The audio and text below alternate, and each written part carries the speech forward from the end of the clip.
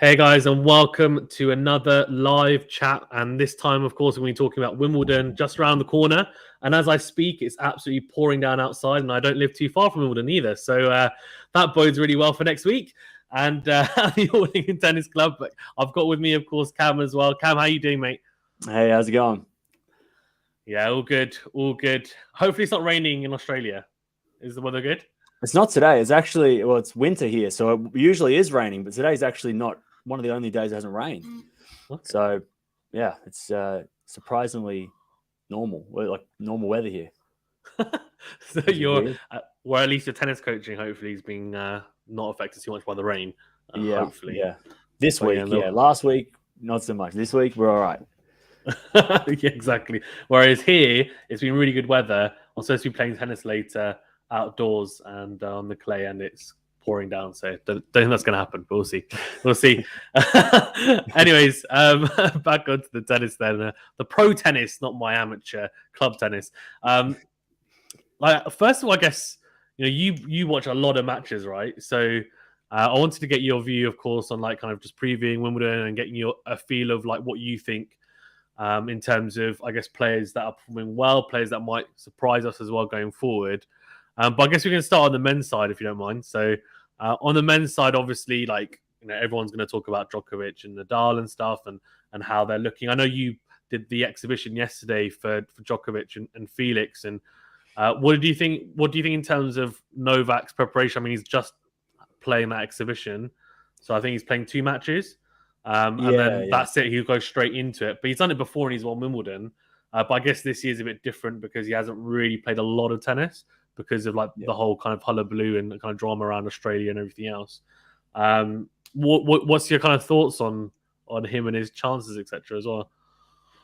I think he's still the favourite. I mean, Berrettini's. Well, I'm looking at the odds right now. Actually, Berrettini's apparently second favourite. So he's the only guy that I trust, I think, on grass at the moment. You've got Berrettini, who's coming back from a long time off, come back with a bang.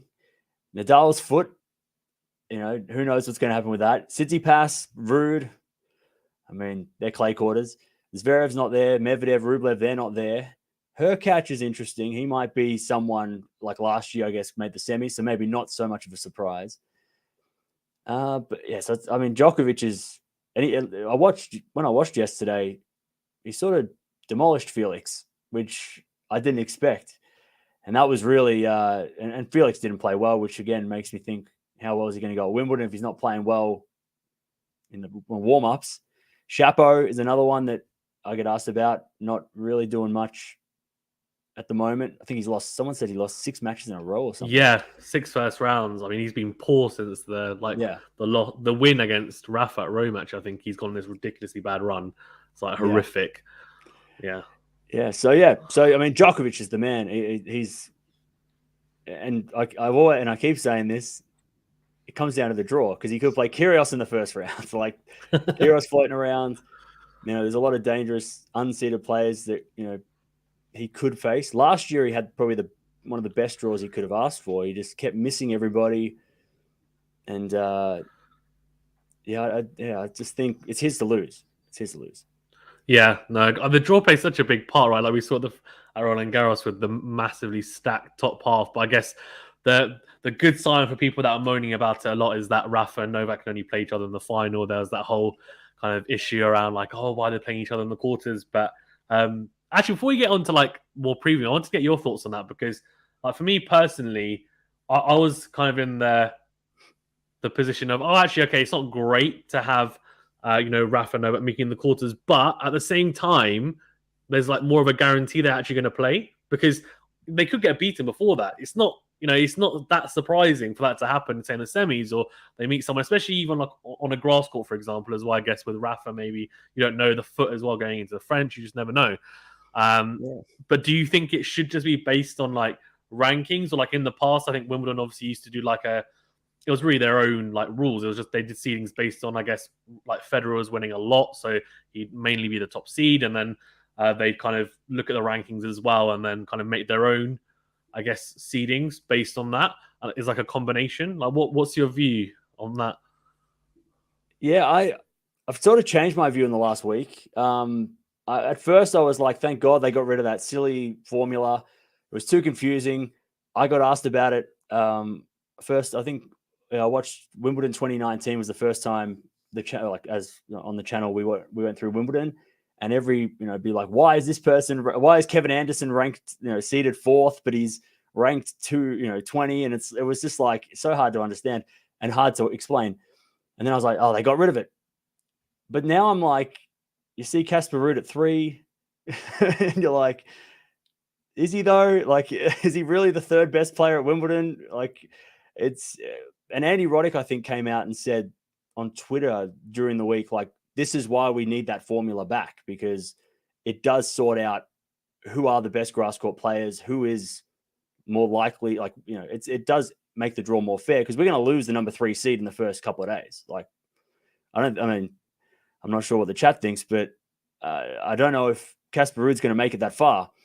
Tsitsipas is another one. He's not played well at Wimbledon in the past, and he's ranked 4. But you're like, so maybe they can do a formula, but it's make it easier for people to understand, and then make it because it. And I think Roddick also said that coming from the clay courts, Casper Ruud, Tsitsipas, all those guys that were playing so well on clay got rewarded in the rankings, as they should. But then they get straight onto the grass, which is the total opposite surface, and it's like, well, it's not. They're not the same guys on that surface. So yeah, it's a weird, and I mean, same with the women, I guess, to some extent.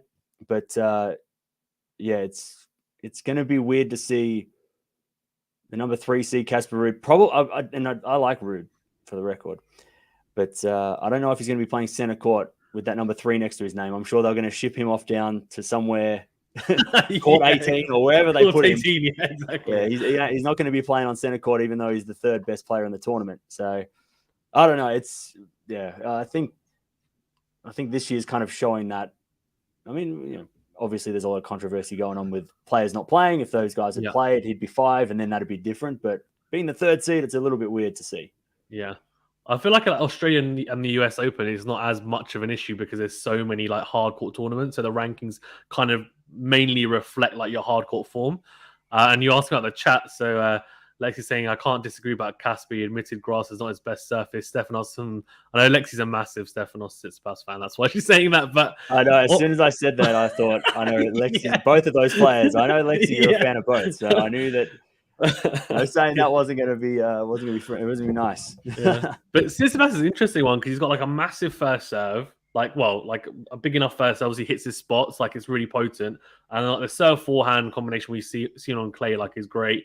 Obviously he can't make as many forehands like on the grass because the quicker surface, but he still makes a hell of a lot. Like moves around the backhand really well.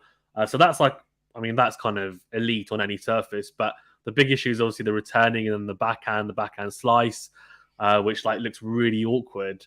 Is that why you're kind of a bit iffy around his like chances, because he just doesn't quite look comfortable, I guess, defending on the surface?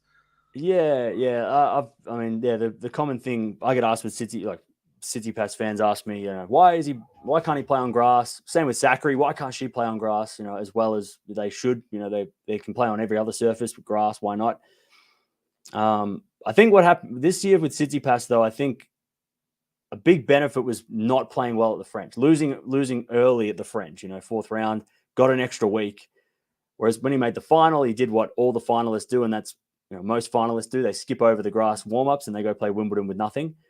But he seems to be taking it a little bit more serious this year. He's played every week, hasn't he? The last 3 weeks. He has. Yeah, he's played Mallorca as well now. So yeah, he's really gone hardcore. He's like, no points as well. So it's crazy.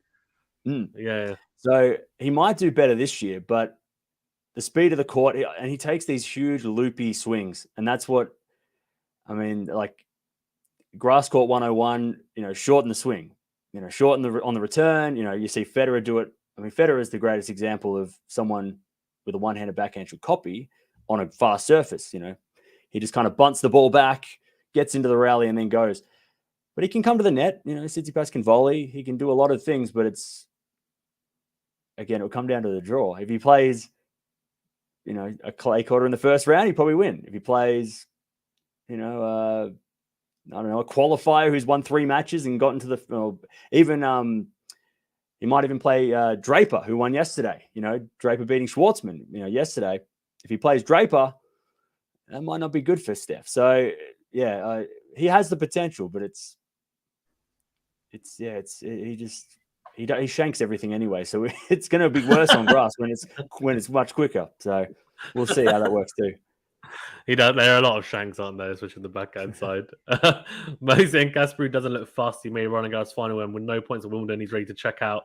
Bit harsh, but fair enough. Yeah, I mean, it makes sense. I think Steph is motivated to do well on grass, but his racket issue is messing with his head.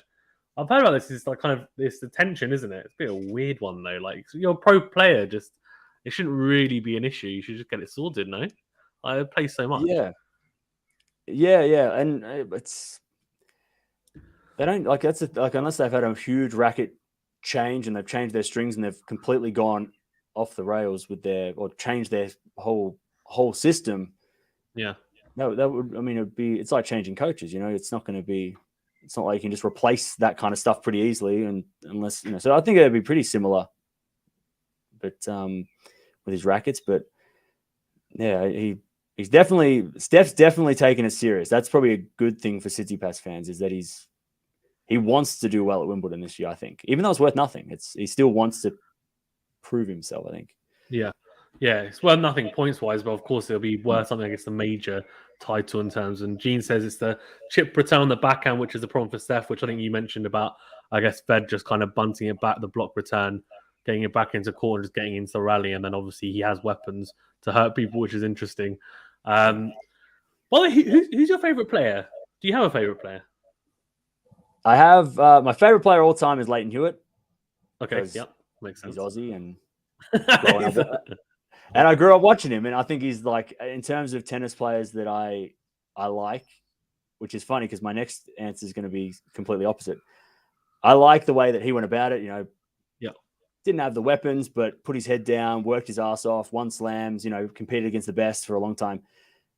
But my favorite player right now is Nick Kyrgios.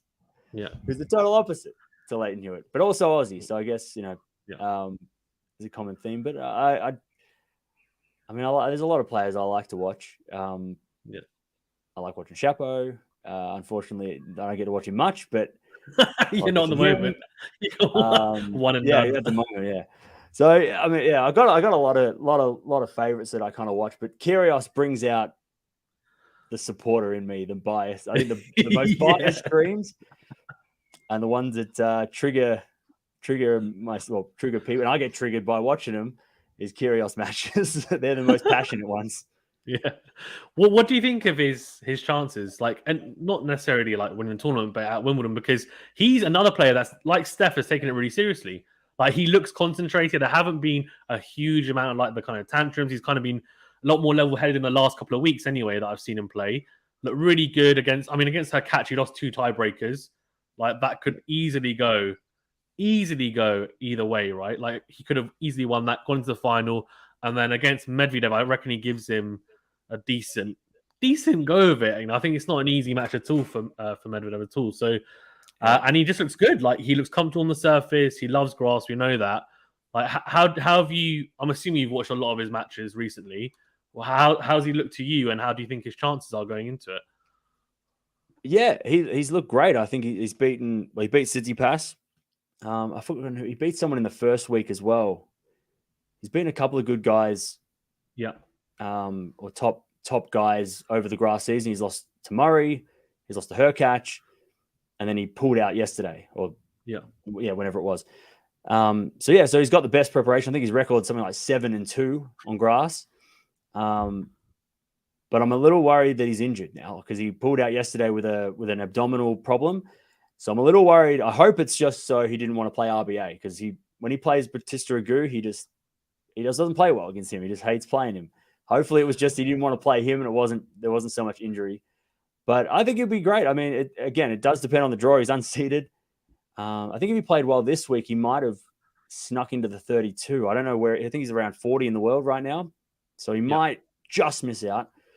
But yeah, if he plays Casper Ruud in the first 2-3 rounds and he gets a good couple of 50 to 100 ranked players that aren't grass court guys, he can probably make a fourth round. But if he gets Novak in the third or second, or even Rafa, I don't know how far he will go.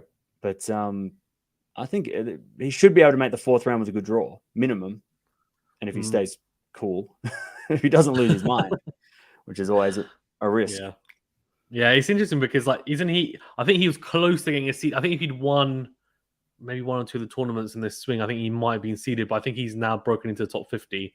But it's just a shame because obviously he hasn't played a lot of tennis, which is why. Otherwise, he probably would be seeded. But I saw him play last year actually against Ugo Umber, like at on court 1. Like I went to go and see day 2, and I watched him, and he's so good with the crowd. Like the crowd love him as well here in the UK. Like the crowd just playing into it. He was talking to them, like interacting with them. He absolutely loved it. Like and Umber just won Hala as well. So a lot of people are really high on him. Like, oh, you know what, he's going to do really well. And then obviously he knocked him out in 5 sets, and it was a really, really good match. And I just remember watching him and thinking, like, this guy is so supremely talented. But you could just tell at that time he hadn't played many matches before, so he just looked like he was really gassing at times. But he has, like, he's played a lot of matches before now, so he'll go into it hopefully fitter. And I know you're saying about the injury worries, but hopefully, like, he's pulled out probably because of maybe a uncharacteristic, sensible move from Nick Kyrgios to kind of just like rest up and say, actually, I fancy my chances going relatively deep. I reckon he can make a quarter. I reckon he can make but he needs the draw. The draw plays a big part, as you say as well. It really does. Like he just needs to. I mean, of course, like if he gets Rafa in the first round, I think he's got more of a chance against Novak than Rafa, just because of like the head-to-head. And I feel like Novak also hasn't played as many matches, and I feel like he'll warm into it a little bit, kind of maybe slow. Whereas Rafa, like, how do you think Rafa played yesterday against Wawrinka? Like, I thought he was moving really well.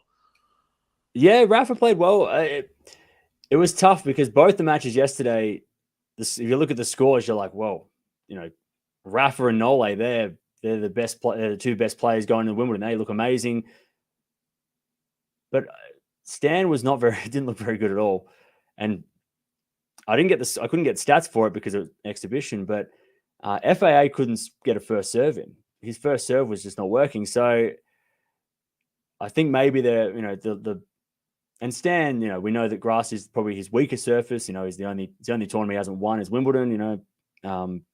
He was missing a lot of backhands, which was annoying because I love watching that backhand.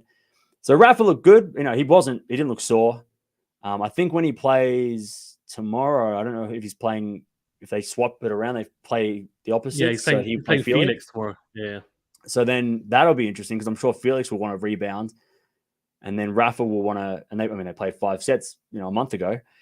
So that'll be interesting. I think if Felix can play well against Rafa, that's when we'll see. Okay, how is Rafa actually going to be? Because playing against Stan, who's 260 in the world, he should win in straight sets. But against Felix, who is a fellow contender, possibly at Wimbledon, maybe not favorite, but definitely top 10 contender. If Rafa can do the same against Felix, then okay, Rafa's good. But yeah, he was moving fine. His foot didn't look sore, but got a lot of free points too. yeah, exactly. Yeah, Matthew's saying he's talking about Kyrgios and Vesely causing Novak problems early on if they get drawn against him. But I know you're a massive fan of Vesely, calling him Big V as well. Yep. Yesterday. We just make up names for everybody. We watched him beat Nole, and that was it. He was we haven't watched him since, but yeah, exactly. We keep an eye on him. Keep an eye on him, yeah, exactly.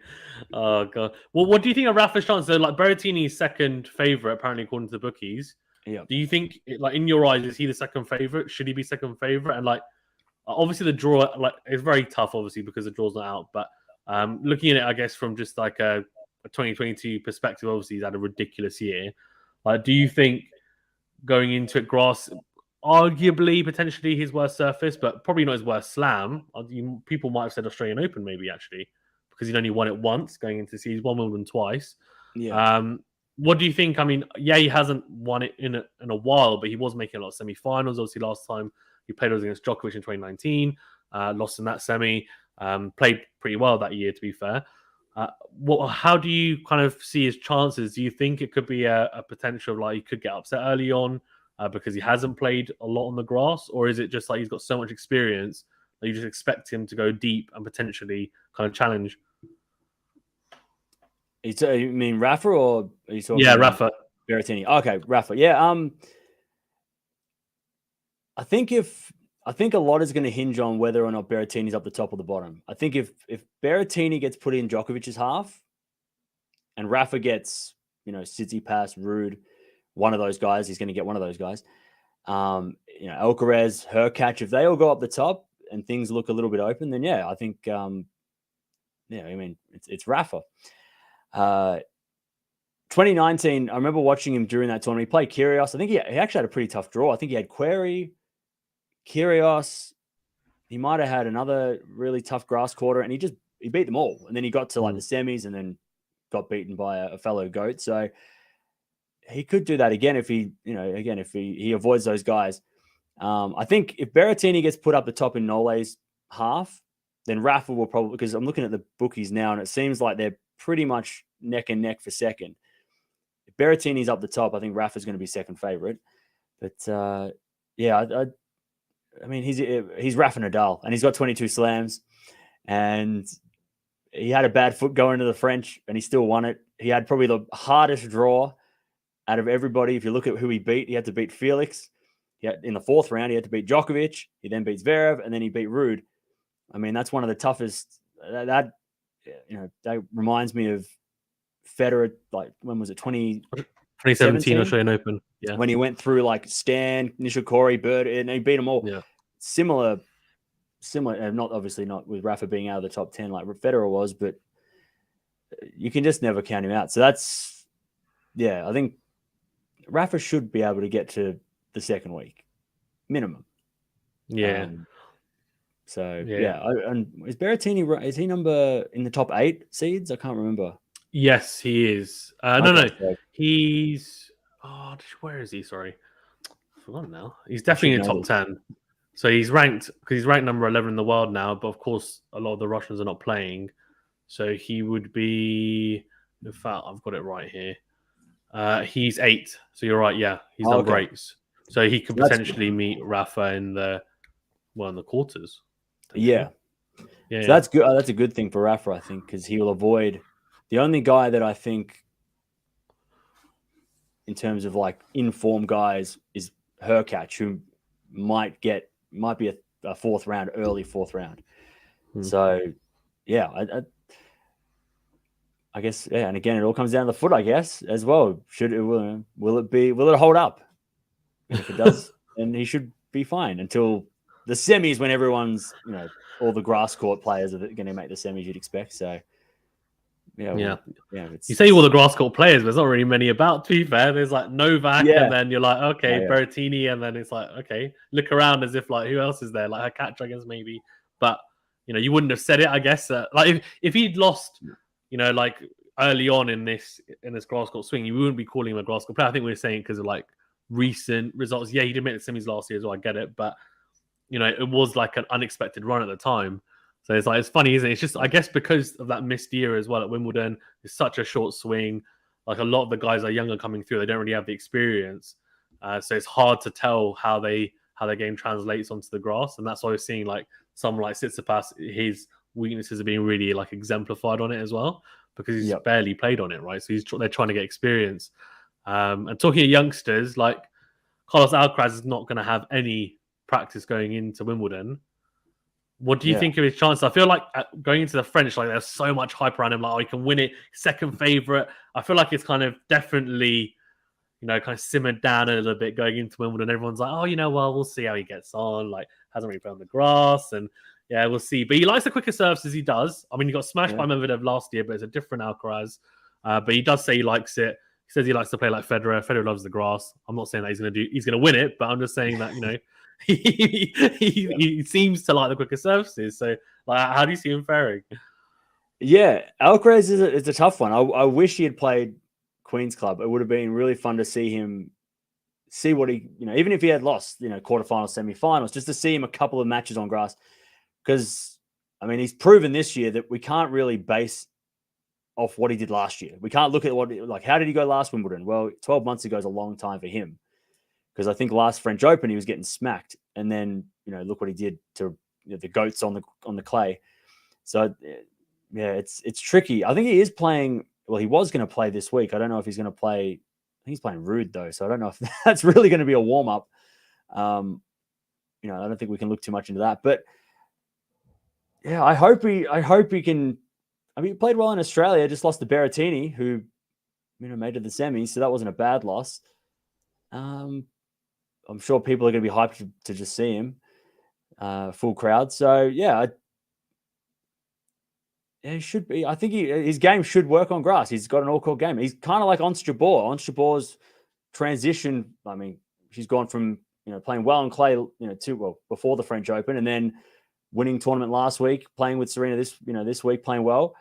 She's got every shot. She kind of slices, drop shots, all that stuff, and it works for her. So why couldn't it work for him, So, yeah, I'm interested to see how he plays and how he rebounds from that, all that hype. Then losing to Zverev, which I think everyone was shocked.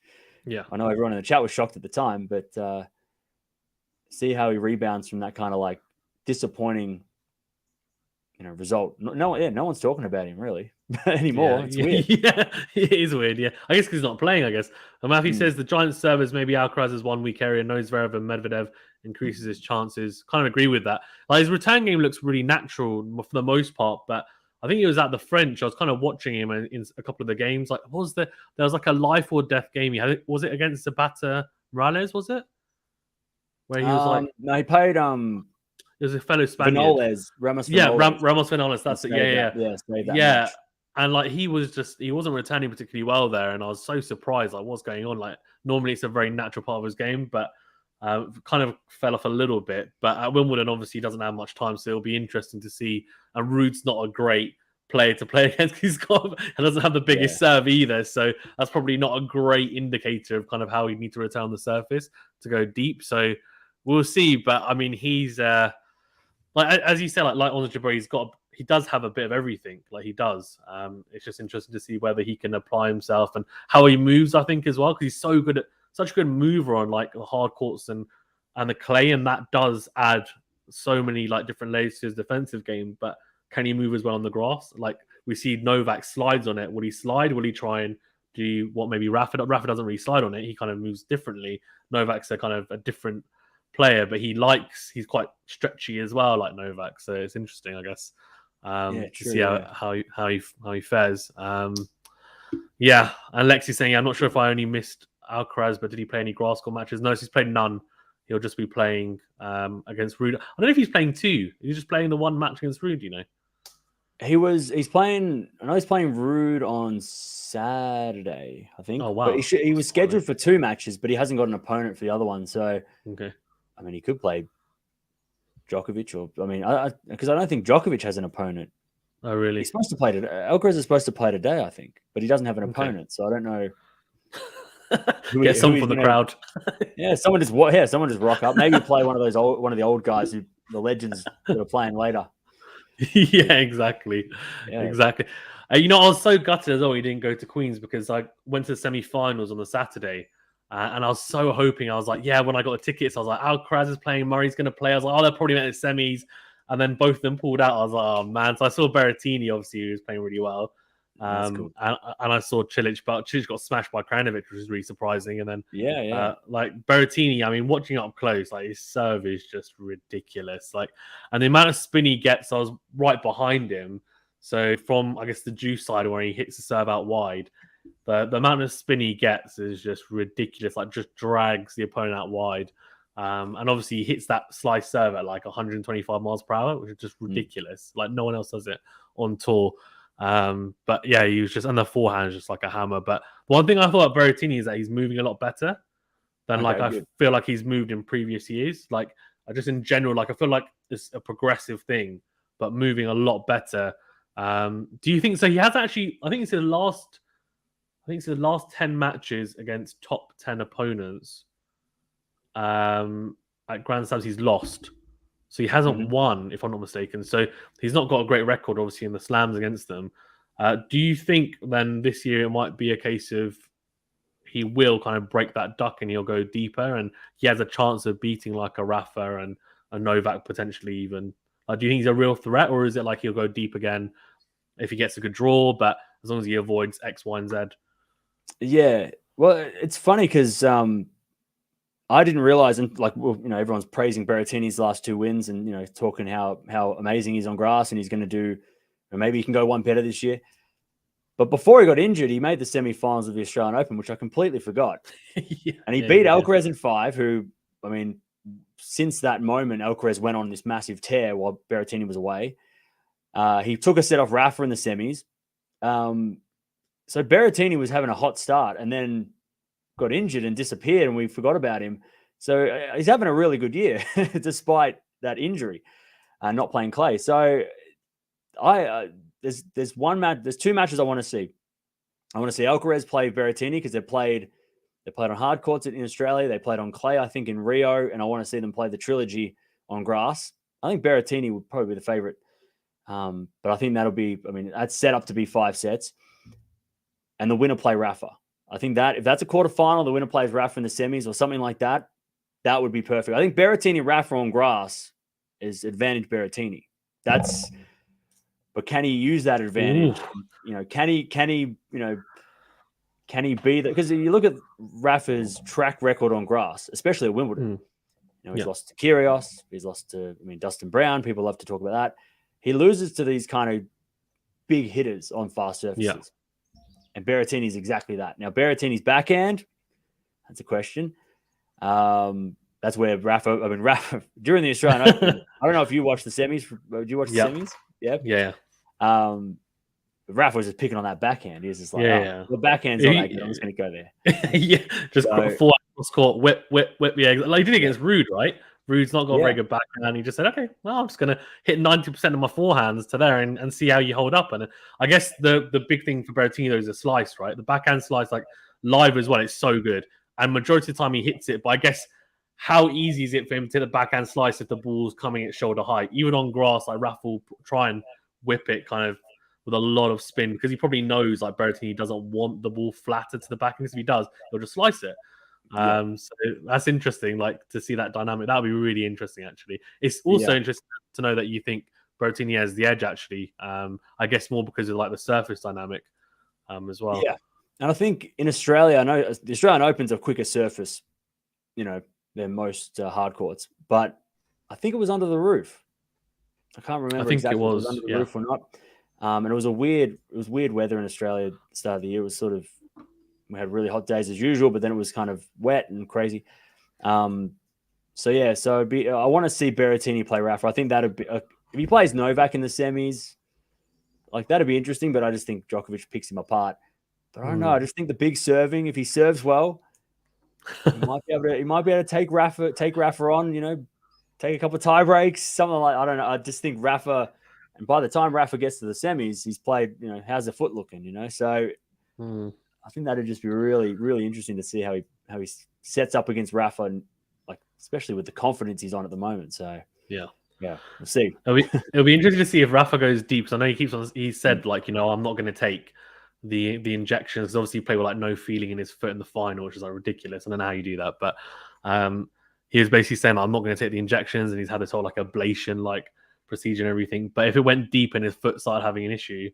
Like, would he just say, "Oh, it's only 2 matches, semi-final, final, so just inject it"? Like, so it's interesting, right? Like, I feel like he's a man of principle. Like, he wouldn't do it, but like for me, I'd be like, "Oh, it's just 2 matches, just what I mean." Like, I've got a chance of Canada Slam. Just come on, just push myself even closer. But I don't think he'll do it.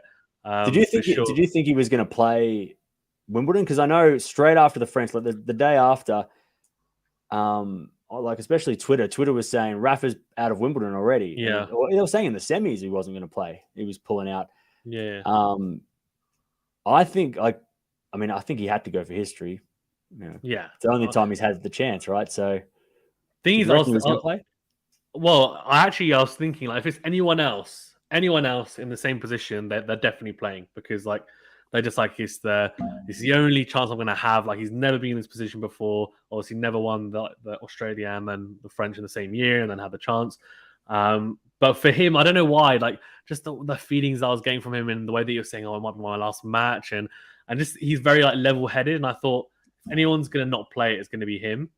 But as I think, I still thought surely he's not going to try his best to try and play it.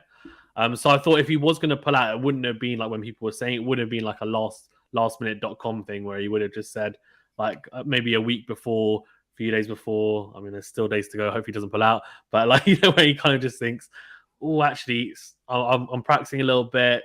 It's not great. But yeah, I'm glad he's playing. I'm really glad he's playing, to be fair, because I don't know whether he'll win it. I have no idea. I think it'll be really, really tough given like how some of the players are playing, and the fact that he'd most likely have to play Djokovic in the final. I think Djokovic is like nailed on to make the final, really. I mean, it's going to be really tough depending on the draw, but I think that's kind of, if anyone wants to put money on like who's going to make the final, I think everyone would say probably going to be Novak. So we'll see, but I'm a Rafa fan. So Nick Kyrgios is actually my second favorite player, but I try to keep it very impartial in the comms that I do, in the commentary I do, and also analysis. Almost a little bit harsher on Rafa because I'm a fan at times, but that's the way, I guess.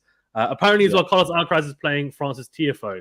Someone said in the chat. Thank you, Eternal Sky. So again, like, it'll be interesting. He likes the quicker surfaces. Again, not a massive server, but it'll be a better, I think, yardstick than maybe someone like a Casper Ruud, I would say.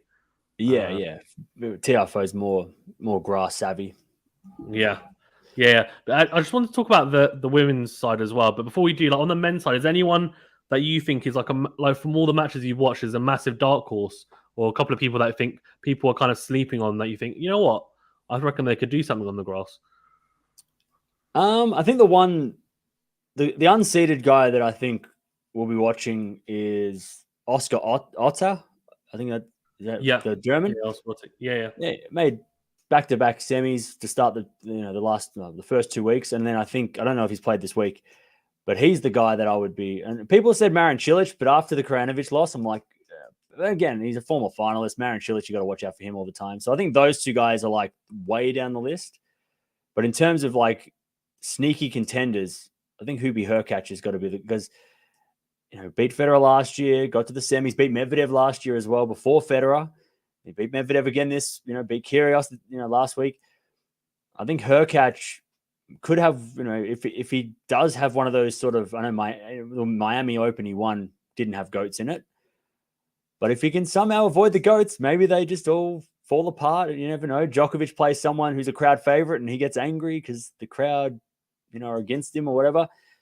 I think Hurkacz is probably the guy that I'd be looking as a dark horse outside the top 10 as a real, not just a throwaway pick.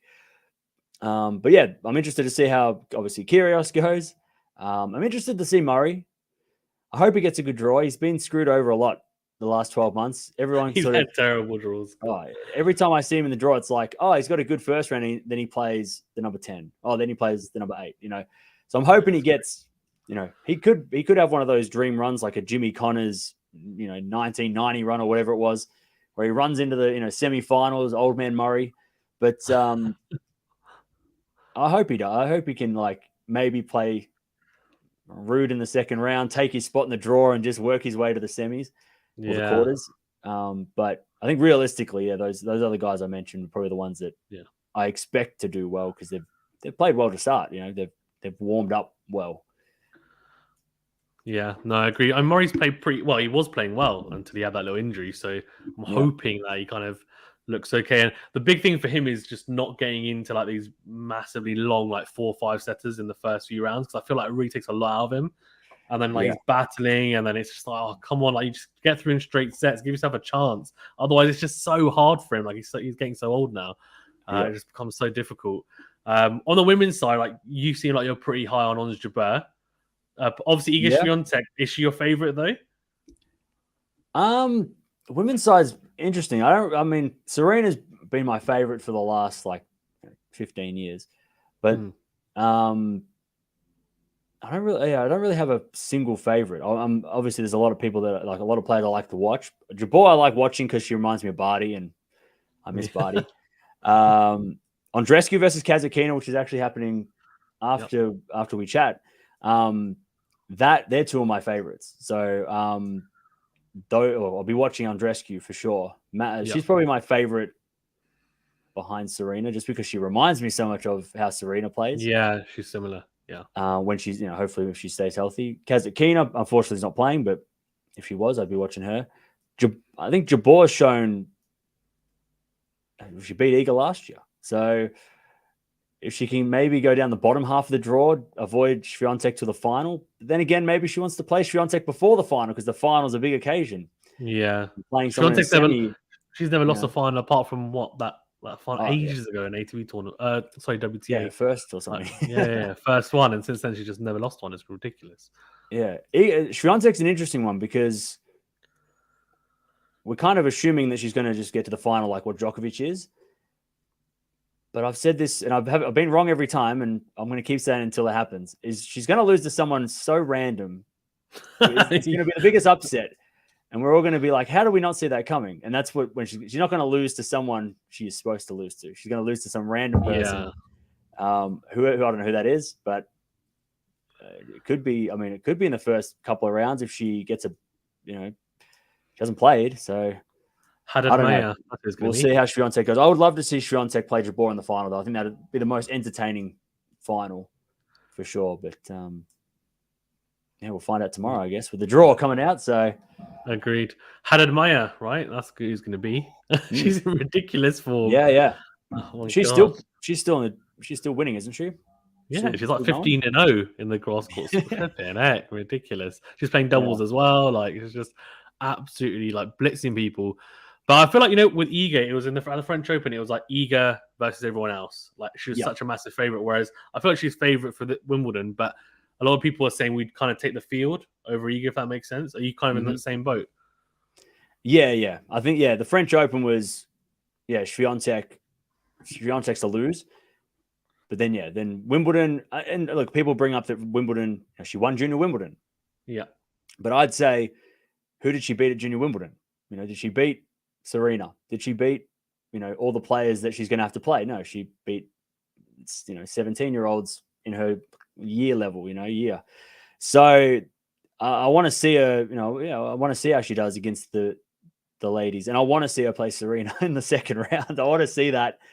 I want to see her play Raducanu, actually. I think they can't play until the fourth round because of Raducanu's 10. I don't know if Raducanu will get that far. It'll definitely be like closer than I think it was at Porsche Grand Prix in Stuttgart because quicker surface, Raducanu likes quicker surface. We've seen it. Even that was close. Everyone thought Raducanu was going to get bageled because I think people would like to say that. I think if they play Wimbledon, center court, healthy Raducanu, she uses the crowd somehow. I don't know if she does that though. If she likes the crowd being on her side or if she doesn't care, but it could be interesting. Yeah, no, I agree. MQR say Serena moves like a tank from World War II. It's very unlikely. That's a bit hard. To be fair, I have to say Serena said something in the post match with her doubles with Jabeur and said I think she said something along the lines of look, after I think it was last year. She was like, I played the Australian Open, and then after that, she was like, really, I just stopped training. She was like, I stopped going to the gym. She was like, I was like, what I'm thinking in my head? I said, this is like every single person on earth who's not like a pro athlete is thinking, oh yeah, that's what happened to me. Something happens and you just kind of fall off the wagon. You don't do anything for a whole year. When the pandemic happened, no one's going to the gym for 2 years. And I feel like Serena is so relatable. And she was like, oh, wasn't particularly fit, but she's like, I want to see how it goes. And I'm just thinking what?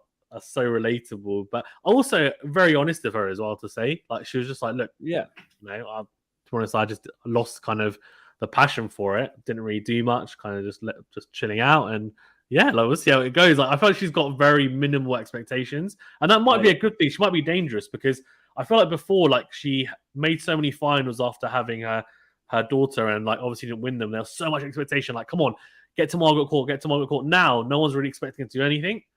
Mm-hmm. So maybe this is when she's dangerous, I feel. That would, I mean, she did it, I think in the 2000s, she had that same thing. She came in as like the 80th player in the world. No one thought anything of it. And she won the Australian Open. So it's like, I know that was not 40-year-old Serena.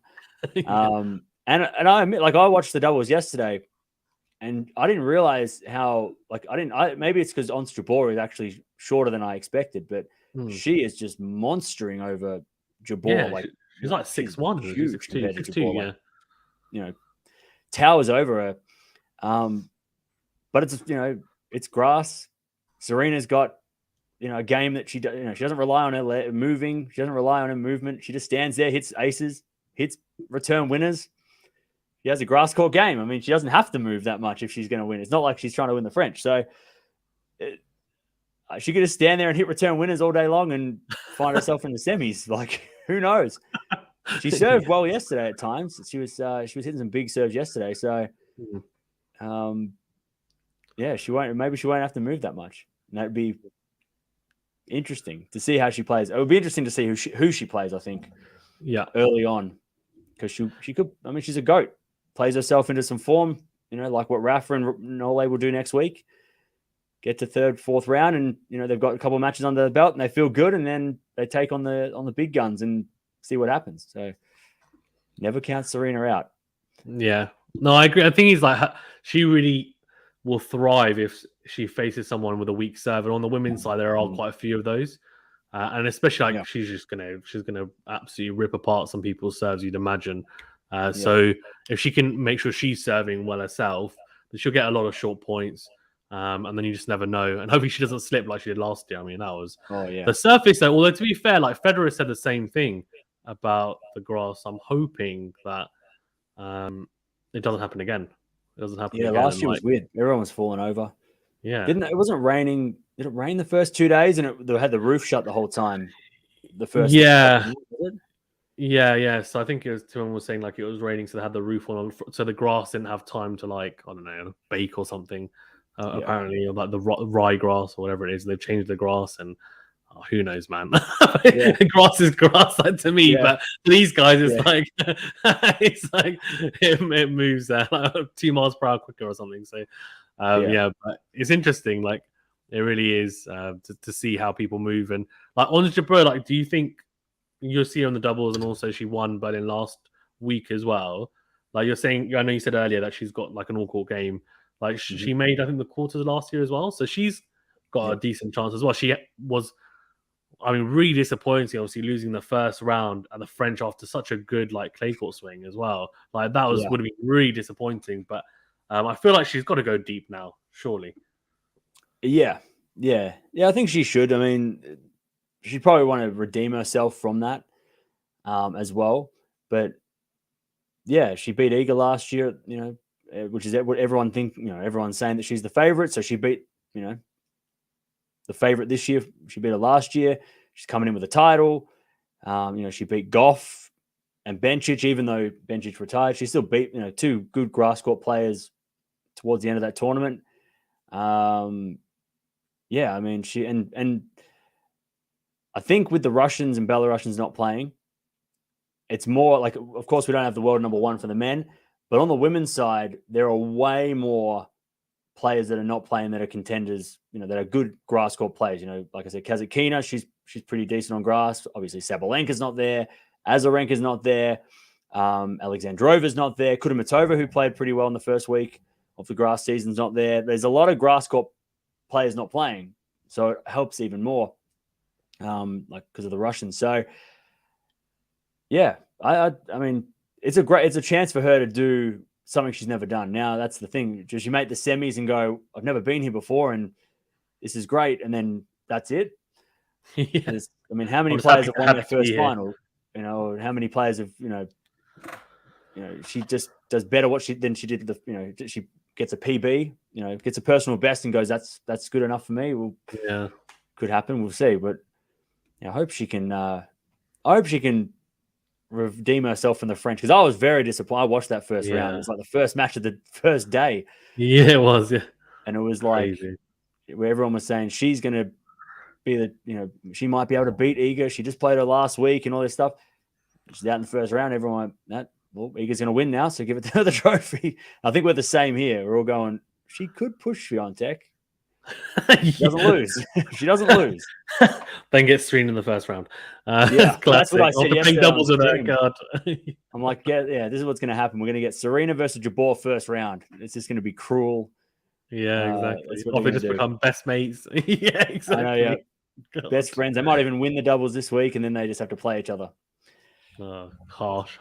Yeah. And then just before we get to the questions, on the like dark horses in the women's side, like from people that you've been watching and your opinion on it as well, who do you think are the people maybe to watch out for? I guess obviously Haddad Maia is one of them. I mean, she's playing ridiculously well, but anyone else as well? It's tough. I got asked that question a fair bit last few weeks. Simona Halep, she's kind of ticking along tonight. I think she's playing today against Anisimova. She's sort of just kind of getting through. It's a shame because you look at the players that are making quarterfinals, semifinals, and they don't have a flag next to their name. So all the players I would have said, watch for this, watch for that. They're not there. So it's so sad. Yeah, it's disappointing. But Halep, she won it. She beat Serena in the final a couple of years ago. She's kind of like the defending champion with Barty not being there. She didn't get to defend her title last year, so she kind of is defending her title from whenever it was. So I think she's probably the one I'd be watching out for outside of the top 10. But again, it's kind of like if it's not Swiatek, then everyone's a dark horse. Like anybody else who wins it besides Swiatek, it'll be a shock because we won't know. Like someone's. I don't know if there's going to be any unless Serena wins it. I don't think anyone's going to be a big, anyone's going to be a surprise. If Zachary wins it, it's like, how'd that happen? Everyone's going to be shocked if it's not 3 players, 2 or 3 players that have either won it before or that we expect to win it this year. This week and last week hasn't really proved much for the top 10 for the ladies, just like the French Open when everyone lost in the first 2 days. Yeah, that was crazy. We had the top player in the world after 3 or 4 days, and that was it. So, yeah, I guess, maybe come back to that question in the second week. In the middle weekend, I'll answer that question. Who's a dark horse now? So then I'll answer it. Exactly, yeah. Moses, I have a feeling that due to grass expertise, it may be the old guard that comes to the fore, Kerber, Kvitova, etc., which, could be the case. Obviously, Kerber made semis last year. Kvitova, she's playing. Obviously, she beat Katie Bolter, who just beaten, was it Badosa? No, Burrage beat Badosa, but Bolter beat someone. I've forgotten who it was. But she beat one of the seed. Yeah. And Lex says Penko is my dark horse. Yeah. She should win. She's the last remaining big name in Eastbourne, I think. So I think everyone fell over in Eastbourne or withdrew. She's the last one. There's Goff. Goff made a name for herself at Wimbledon, 3 years ago. Yep. Just coming off a final. Lost to Jabeur last week. So, maybe Goff. I'm just trying to think who else there is. There's no Fernandez or Raducanu. Contevate's an interesting one. Contevate's the one that I would have been really because she's played so well on indoor courts. Fast indoor courts, grass is fast. You'd expect Kontaveit to do well, but she just hasn't played. So you can't really I think she's the second seed as well. So it's like, I don't know. I can't see any practice, but we'll find out. It'll be. After 4 days, after the first 2 rounds, we'll see who's left, and then we'll make a decision on who's a chance. Anything can happen on the women's. That is true. Cool. We'll get into questions if that's okay, because I know you going to shoot a bit as well. But guys, so fire your questions in the chat. There's quite a few already, but we'll try and answer as many as we can. MQS is coaching allowed at Wimbledon? No. But what's your view on the coaching actually? So obviously that's US Open, ATP Tour Finals for those in the chat.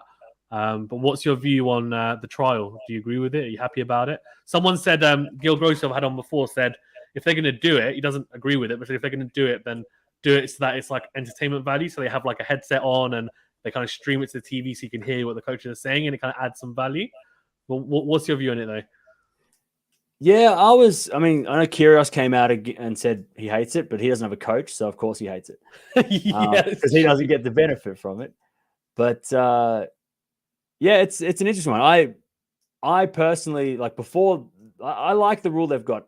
I like what they've done. I think it's kind of a happy medium. People were calling for like they should allow on-court coaching, and I think that would just ruin a massive psychological advantage for those guys who don't have weapons and those girls who don't have weapons that use their brains. The players that just get the ball back, and Dimonor, for example, Leighton Hewitt, for example, their strongest weapon was their mind. But I think it's a good compromise that they can kind of make signals, because I think that's a big gray area, and I think we're all confused with the rule. Like, so what, are you allowed to like cheer your player on in Spanish, or is that illegal? Like, it's all up to the umpire's interpretation. At least now that's kind of gone. But I'm glad they haven't gone full on like, yeah, you can do like Davis Cup style coaching on the sidelines for the entire match. I think that would take things too far. So I'm interested to see. And I don't know if they've only brought this in because of one guy. It seems like they've only brought this in because of one person who keeps getting called for coaching. Well, do you think he's doing the Netflix documentary as well? I had a thought that I said I had a thought that it might be to the Netflix documentary. Okay. Because they're bringing in that Netflix doc, which is I don't know if you've seen the F1 one, but so that it would obviously add like more drama, right? If they had on-court coaching, whereas at the moment it's kind of they're probably thinking, oh, it's too quiet, and then but if you document kind of coaching him and like coaches and players going out, that's going to be more entertainment value, right? I don't know. I mean, conspiracy. Well, I mean, Medvedev gave him. If they hopefully Netflix were in hella last week, because Medvedev gave him a great piece of drama with him and his coach. So I would have loved it. Yeah, I mean, that would have been a great to have Medi's coach mic'd up to hear what his reaction was, why he left, what he said, that. So yeah, I didn't think of that. Maybe they are doing it for the because the coaches are sitting in silence. They need more content for the documentary. I've watched Drive to Survive, and big part of it is listening to the you're listening to the drivers, but listening to the teams. If the teams are not allowed to talk in tennis, then maybe they are. That's interesting. It is interesting. I didn't think of that. Yeah, could be wrong, but who knows? MQR says, can her catch reach semis again? I think we touched upon this. I mean, I guess with the right draw, he can, right? I'm assuming you agree. And Matthew says, so I guess he's asking for your top 5 in order, I guess, if you were to say your favorites.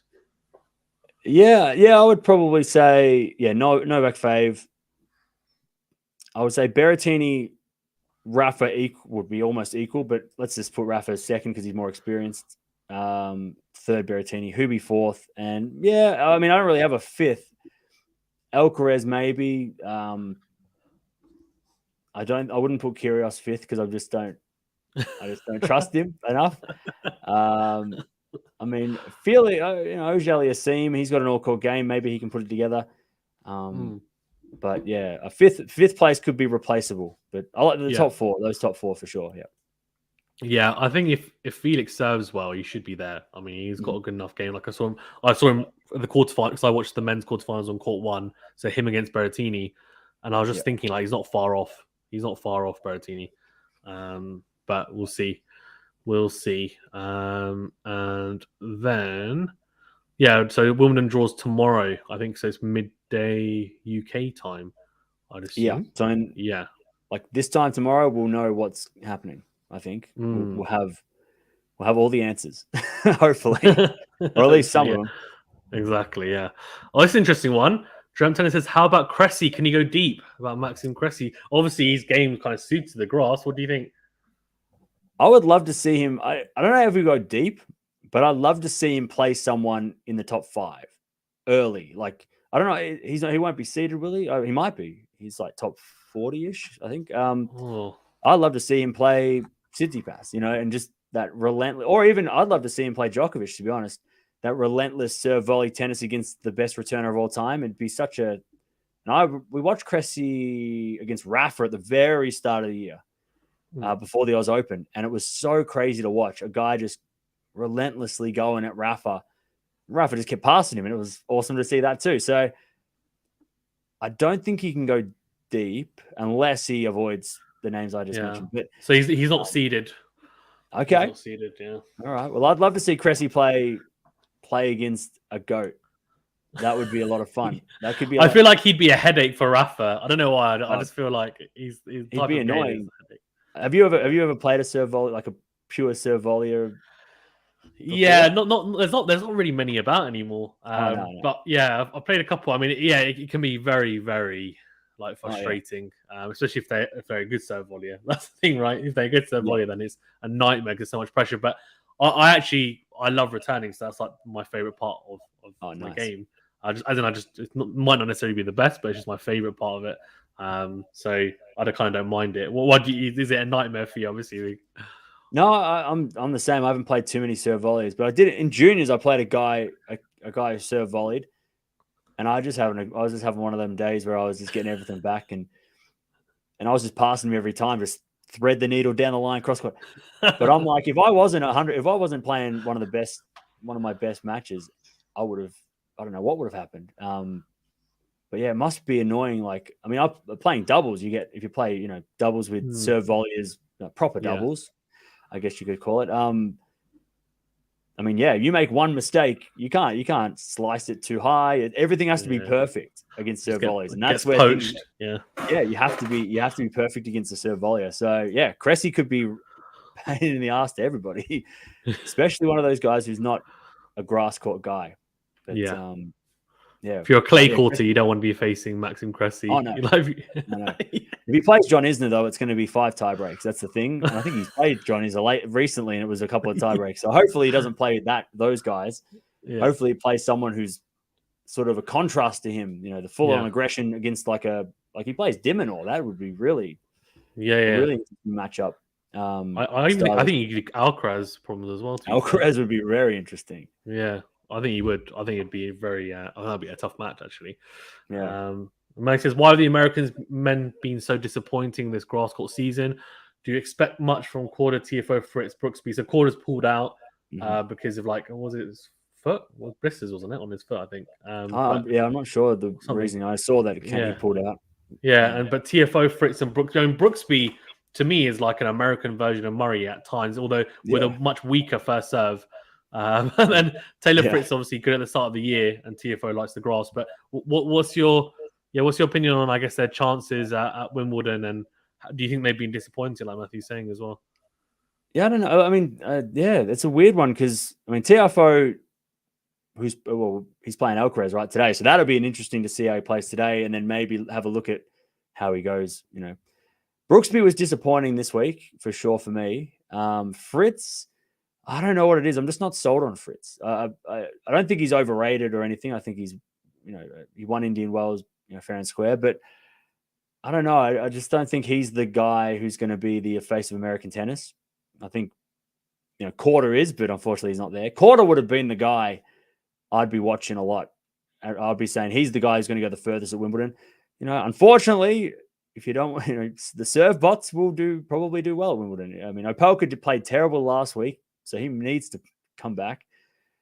Opelka is now, I mean, just those big servers. I don't know who else is. Can't think of any. I'm having a look. I mean, the Americans are doing pretty well. Tommy Paul was doing all right. Tommy Paul. Yeah. So, I'm looking at the Eastbourne quarters. You've got 3 Americans in them. Giron's in the quarters for Mallorca. So they're not doing bad. Tommy Paul's actually made back-to-back quarters in the last 2 weeks. So maybe he's the guy. Tommy Paul might be the guy. And he just beat someone,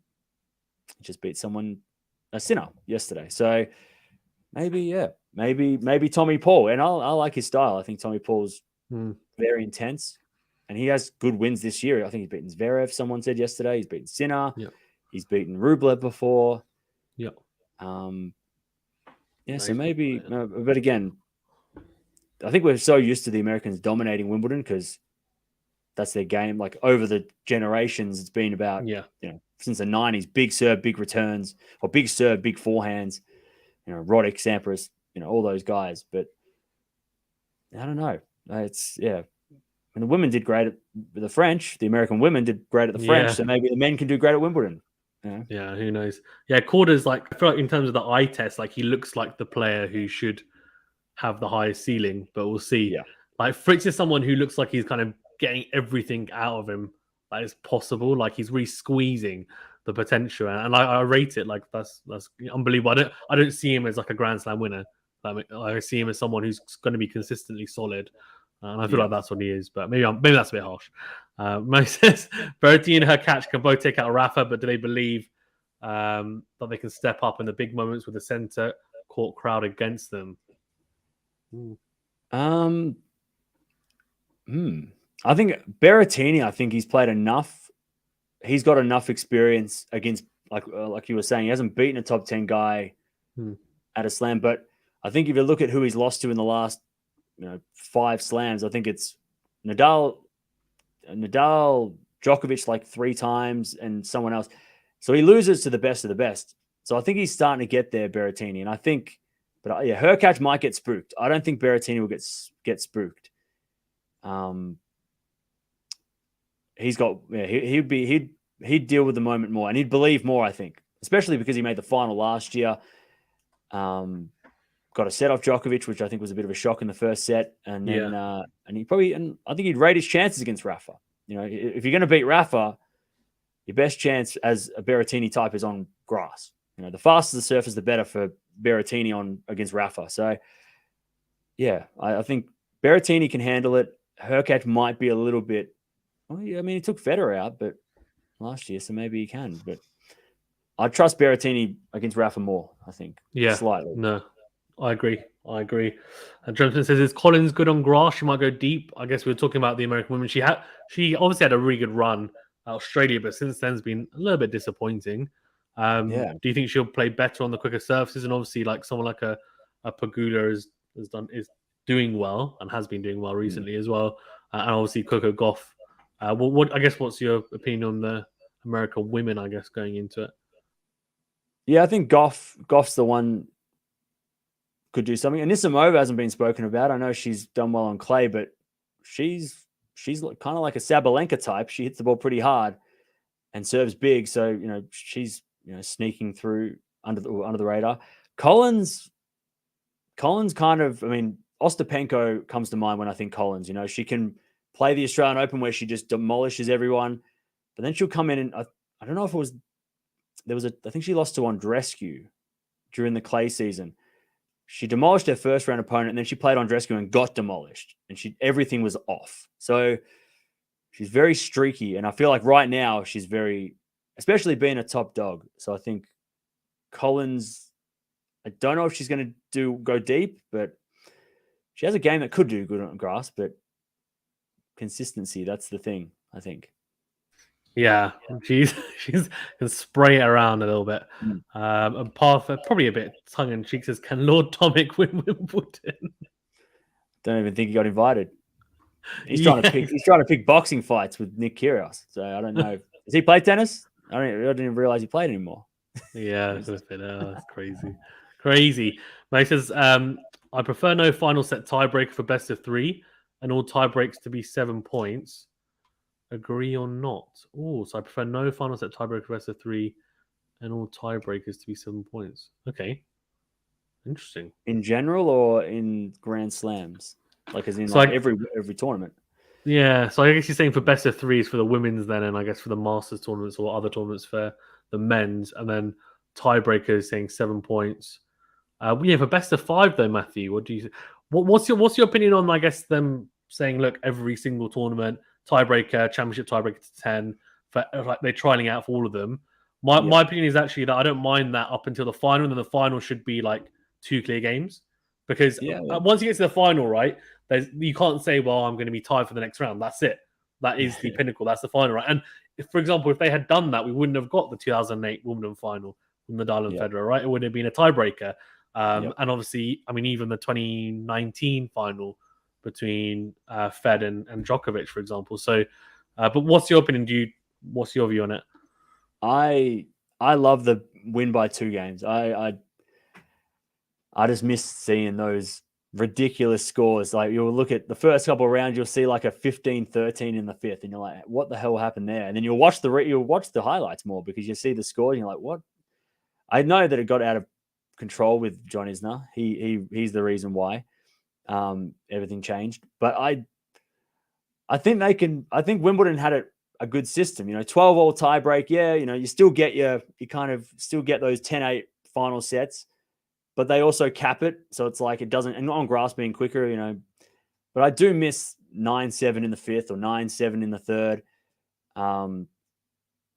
The Australian Open, I think, were the first. This US Open has done their thing and they can keep their tie breaks. I think that was unique.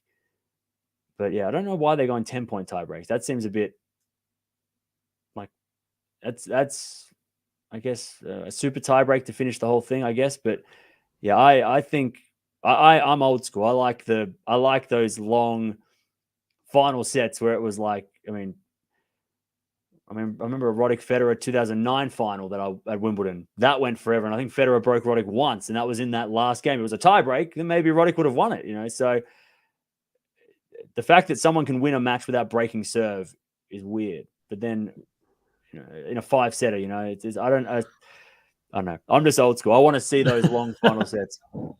Yeah, no, I'm the same. It's just, I get the point where I think it was Kevin Anderson was like dead man walking, wasn't he, for the final? I think it was against was it Nadal? Yeah.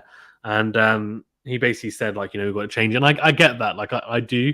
But yeah, I do miss it. And I feel like for the final, you should definitely have it. And then, like a lot of players, I feel like they actually kind of bank on like, oh, I can just get to a tiebreak. I'm a big server, so I don't need to really exert myself as much on the return games. Like, I feel like if there was the rule in place, like it has to be 2 clear games, they would really kind of push themselves a bit more. So I feel like there's a little bit of like conserving energy with some players, not all, and that's fair. Like that's the rules, right? So you're allowed to do it, but it's kind of a bit disappointing because then you kind of see people holding serve a lot easier at times. So I'm hoping that if they are going to implement it, then at least we still get breaks of serve. But it's difficult. I don't really know what way it's going to go. Jump tennis saying about Muguruza anyone, but she's been in terrible form. She's been in horrific form. Yeah. What do you think? Can she rediscover her form a little bit at the grass? I mean, she's won it before, obviously. No. Yeah, I can't see it. At the end of last year, it was Muguruza Zverev. And maybe I'm salty because what I did, right, at the end of last year, Muguruza Zverev, I'm like, oh, they're playing amazing. They've just beaten all the best players in the world and they've just won these trophies and stuff. I'm going to bet on them I'm going to put, $5-10 on every single slam next year because they're sure to win one. And then they came out and they both just played terrible. And now they're not even playing well or they're not playing at all. So they just cost me money. So I'm not. But yeah, Muguruza is just, yes, she could do something. Is she going to? Probably not. It's just, she's losing to some, like, she's bad, so bad, the losses. The fact she's in the top 10 still is crazy, because of that last end of year points. If she doesn't have those end of year points, she's 30, 40 in the world. Yeah. Well, to be honest, I doubt she's going to be able to defend those points as well. No. So she's going to be, she's going to be out of top 10. Yeah. She's not. Yeah, I don't think she's on. Even if she plays well at Wimbledon, it's going to be for nothing. So hopefully she doesn't play well because it'll be a waste. She's got to play well in America. That's where she, save it for America if she's going to play well this year. Oh man, yeah, she's had a horrific year. It's crazy. Yeah. She says, "Do you think Federer would have won if he was playing this Wimbledon?" I guess let's rephrase that because I think your answer is probably going to be no. But as in, what do you think his chances would have been if he was playing? Do you think he would have had a potential? Considering, like, obviously he's had a long layoff, but he's experienced on grass. I mean, how do you think he might have fared? Yeah. I think Federer is always. I think Federer grass. It's probably the one that he's most likely to win if he's going to win another one. Have that fairy tale that everyone wants. It's the last time he was closest to getting a slam, right? Was on grass. So yeah, I think. I mean, I don't think he would have won, but quarterfinals. I mean, he probably would have at least replicated what he did last year. I think experience would have got him through a couple of guys. He'll never admit this, but I wonder how injured he was against Hurkacz. Yeah, that's true. Because he got bageled and everyone was kind of like, wow, that was crazy. But Federer won't take it away from his opponent saying that, oh, no, I was injured. That's why I lost 6-love. He'll let Hurkacz ride that. So maybe, he was more injured than he, in that quarters. And if he wasn't injured, he could have won. Maybe if he played Medvedev, he could have won. If Hurkacz had lost the round before. So again, all these what ifs, but quarterfinals, he could have made a quarterfinal. I think Federer. Yeah, no, I agree. Paul says, how do you feel about Rafa's chances? Can he pull it off? I think we mentioned this. I think second favorite, kind of saying depending on the draw as well. And Darius saying, his dark horse is Haddad Maia for Brazil. Yeah. She's do you have any idea as to where this form has come from? Like, so surprising, isn't it? Like, literally from nowhere. She's someone that a lot of people have mentioned over the clay court season, but I don't remember her like doing anything on clay, like anything like making a final of a 500 event. I don't remember her I don't remember watching her, maybe once. Yeah. Yeah, but I guess she's got a couple of things going for her. She's got a big serve. She's left-handed. She can hit the ball hard. And now she's got confidence. So, I mean, it's those three things. It's kind of like what Shapo did last year. She's kind of got a similar style from the one match I've watched. She kind of has that. Maybe she's not as aggressive as Shapo and not as inconsistent, obviously. Otherwise, she wouldn't have won both these titles. But yeah, it has come out of nowhere. But she hasn't been a surprise from the chat informing me, like, watch out for her. So I guess it was a matter of time. And a lot of people who mentioned her name like 3 months ago are like going, see, I told you. So told it. Yeah, told you. Yeah, exactly. See, told you. Yeah, exactly. Yeah, I mean, if she wasn't doing well, we'd be like, oh, well, it's fine. Yeah. Well, we didn't, it wasn't expected. Not now. Yeah. But it's, crazy. I mean, back to back, she's doing what Berrettini's doing. Berrettini's a top 10 guy. We expect that from someone like him, but beating Halep, beating all these players. So hopefully she doesn't do an on Strabor and lose in the first round. Let's hope she gets through the first couple of rounds and actually, cashes in on the form. But yeah, give herself a chance. Plus, how impactful would Medi have been had he been allowed to play her? Yeah, actually, how deep do you think he would have gone? He would have been a serious contender, I reckon. Oh, really? Okay. I was, when he got to the final of Halep, even though he lost both those finals pretty badly, he'd still made 2 finals, and he would have gone in. He would have probably gone in, maybe 5th favorite, 4th favorite. He might have even, like I was saying last week, I think the fact that he can't play might be annoying him. That he's like getting to these finals and he's like, what am I doing? Who cares? Grass I can't play it anyway. This is kind of wasting my time. Whereas some other players like Sabalenka's gone on holiday, I've seen on Instagram. She's just disappeared. She's like, oh, well, see ya. So he's probably just like, well, I'm just playing for the points and, trying to save my points from the ones I lose. But he would have been, the number 1 seed. First time I think at a slam, he would have been the world number 1. And he probably would have, he could have pushed Djokovic and Nadal down the bottom half of the draw. That could have happened. Yeah. He would have been up the top alone. He he shocked at the French again. Grass, he should have made this quarterfinals last year. If he beat Hurkacz on there wasn't over 2 days, he might have won. Medi would have been, I think, a real contender, but not this year, not now. Maybe next year. Hopefully, if he can come back and do it again. Yeah, not to be. Yeah, John says Maia is the new Kanepi. Yeah, Kanepi is obviously the upset queen on the women's tour, but now she's seeded, so she won't be able to do it. Yeah, she's seeded this year. Yeah, crazy. Yeah, I think she's better than Kanepi in that regard. That's for sure. That's true.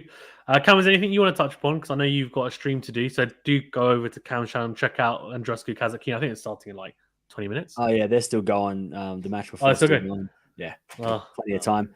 Cool. Yeah, you never know, right? You're always like, you're like, got to go live at 9 o'clock my time, or 9:30 p.m., which is in 5 minutes. But that's the worst. Like just pushing it back, then pushing it back. It's just like, come on, like especially at some of the slams as well, because there's so many matches. Like I swear, like I've been waiting, or I've been like, okay, I'll move this back 2 hours. Like I'm just like, what is going on? I'm just like crazy. I'm telling my wife, like, yeah, you know what? I'm going to be done by this time. And I start at the time I said I'm going to be done. I'm like, she's like, thanks for that. I'm like, sorry. Yeah, see, I don't have that problem. I don't I don't have to. I just go. I just stream until I stop. Until I stop. Yeah. Which is until I can't stream any longer. Yeah, until there's no matches, which I mean doesn't do well for my sleep, but that's fine. But yeah, I mean, I'd love to hear what the chat's picks are for Wimbledon for men and women. I can go through it. Yeah, Roshan says, does Wimbledon still take previous year's record into account while making seedings? No, they don't. They do not. Yeah. Not anymore. We were talking about that earlier, that obviously they used to. But yeah, we can go. I think quite a few people give their picks. Obviously, let us know as well if you haven't done so. But yeah, am I saying if Felix finds himself versus one of the favourites, then based on Australian Open and Roland Garros, he'll step it up and bring it. So I guess mentioning what we said earlier. But yeah. Like he's lost to Medvedev on a hard court in 5, and he lost to Rafa in 5 on clay. So he's depends who he plays, I guess. If he plays Djokovic, he might lose in 5 to Djokovic on a grass. Yeah. The big thing for him, I feel, is like he plays well enough, but it's just like the big points doesn't quite seem to have that kind of clinical edge. Like, it was that against Djokovic in Rome, like what was it 7-6, 7-5, like played really well. Like I've never seen someone serve that well against Djokovic in a long time. Had chances, didn't take it. Then against Rafa, Roland Garros had chances, didn't take it. Okay, fine. Like Rafa played 3 really good sets of tennis, but still, I was like, come on. And then on top of that, I was just thinking, okay, well, yesterday when you were doing the commentary for it, and I was watching, I was thinking like his serve wasn't firing, and I was like, okay, well, he's not playing very well. But I was like, even if he was, would he be clinical? Would he take his chances? And I was like, I'm not sure. I'm just not sure. At the Australian Open, it was the same thing. Against Medvedev, wasn't it? Yeah. Yeah. Like I felt like he again didn't play badly, but had chances, didn't quite get over the line. So I feel like he just needs that one push to just really like elevate him to say, oh, you know what? Okay, I've beaten one of these top 4, top 5 players. I'm good enough to do it. I feel like there's just something there that needs to kind of get broken through. I don't know what you think, whether you think the same thing. Yeah, no, I've been on the Felix bandwagon since 2019, so I'm pretty ride or die with FAA. Through all the memes, all the crap that they put everyone, all the memes like, oh, he's never going to win a final. I was like, he will win one, and he did, and I was over the moon at the start of the year. I was like, this guy's too good to not win one. He's got an all-court game. He's only like 21, or 22. Yeah. It's crazy to think like he's been around for 3 years, and he's got so much more time to go. I think he's going to win a slam. I don't know which one, but he will win. He'll win one. And yeah, like you said, he's been this close. He's lost to Medvedev after having a match point. He's lost to Rafa on clay, which is expected. Everyone loses to Rafa at French Open. Yeah, I mean, I think he beat Zverev at Wimbledon last year. So he did. He has done something, but then it's like it's one of those things where you've got to do it 3 times to win the slam. You can't just go, well, I beat Zverev, and then it's like, well, was it in the final? No. Okay, well, now you got to beat this guy, or you got to beat. Yeah. I feel like it's got to be like the latter stages and one of those big guys, and then you can kind of just be like, yeah, you know what, that's it, and then that will give him the kind of confidence as well. Like, I feel like his game's there. Like, I don't think he's too far off. Like, I know he didn't serve very well yesterday, but it's an exhibition. Like, I kind of just think, you know what, it is what it is. Yeah. Like, especially because he served really well throughout the whole year. Like, I haven't seen him serve that badly throughout the whole year, really.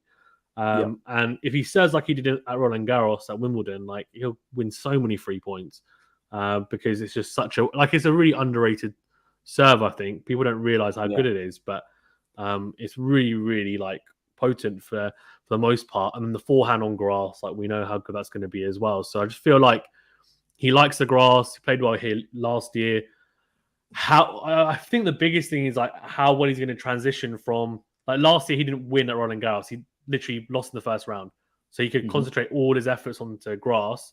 He's more natural, but he's now just been with Uncle Tony, who's saying to him, look, come on, hit with more topspin, more elevation on your forehand. Like, okay, I've done well on the clay. Oh, I've actually got the quarterfinals. I've given Rafa a really good game. Oh, wait, hold on. Now I need to flatten out my forehand again. Now I need to make sure I'm serve volleying all the time. Like, now I need to slice my backhand a bit more. Oh, hold on. How is that going to work? Like, is he going to be able to transition so quickly? I don't know. Yeah. It's a different thing. Well, that's where Yeah, he might not he might have that problem that Tsitsipas has had where he's gone, he can't change his game that quickly from great clay court to grass court. So then maybe with Felix, managing expectations for anyone in the chat is the middle ground is America, that slow hard court. If he's got the Uncle Tony's, trained him to hit well on clay. Maybe grass is a little bit too fast for that Uncle Tony style. And then America, US Open, that might be the happy medium for him. So, yeah, but he does have a game that when it's on, it's just awesome. He can't miss. He comes to the net. He volleys. He's just crisp on every single shot. It's just textbook.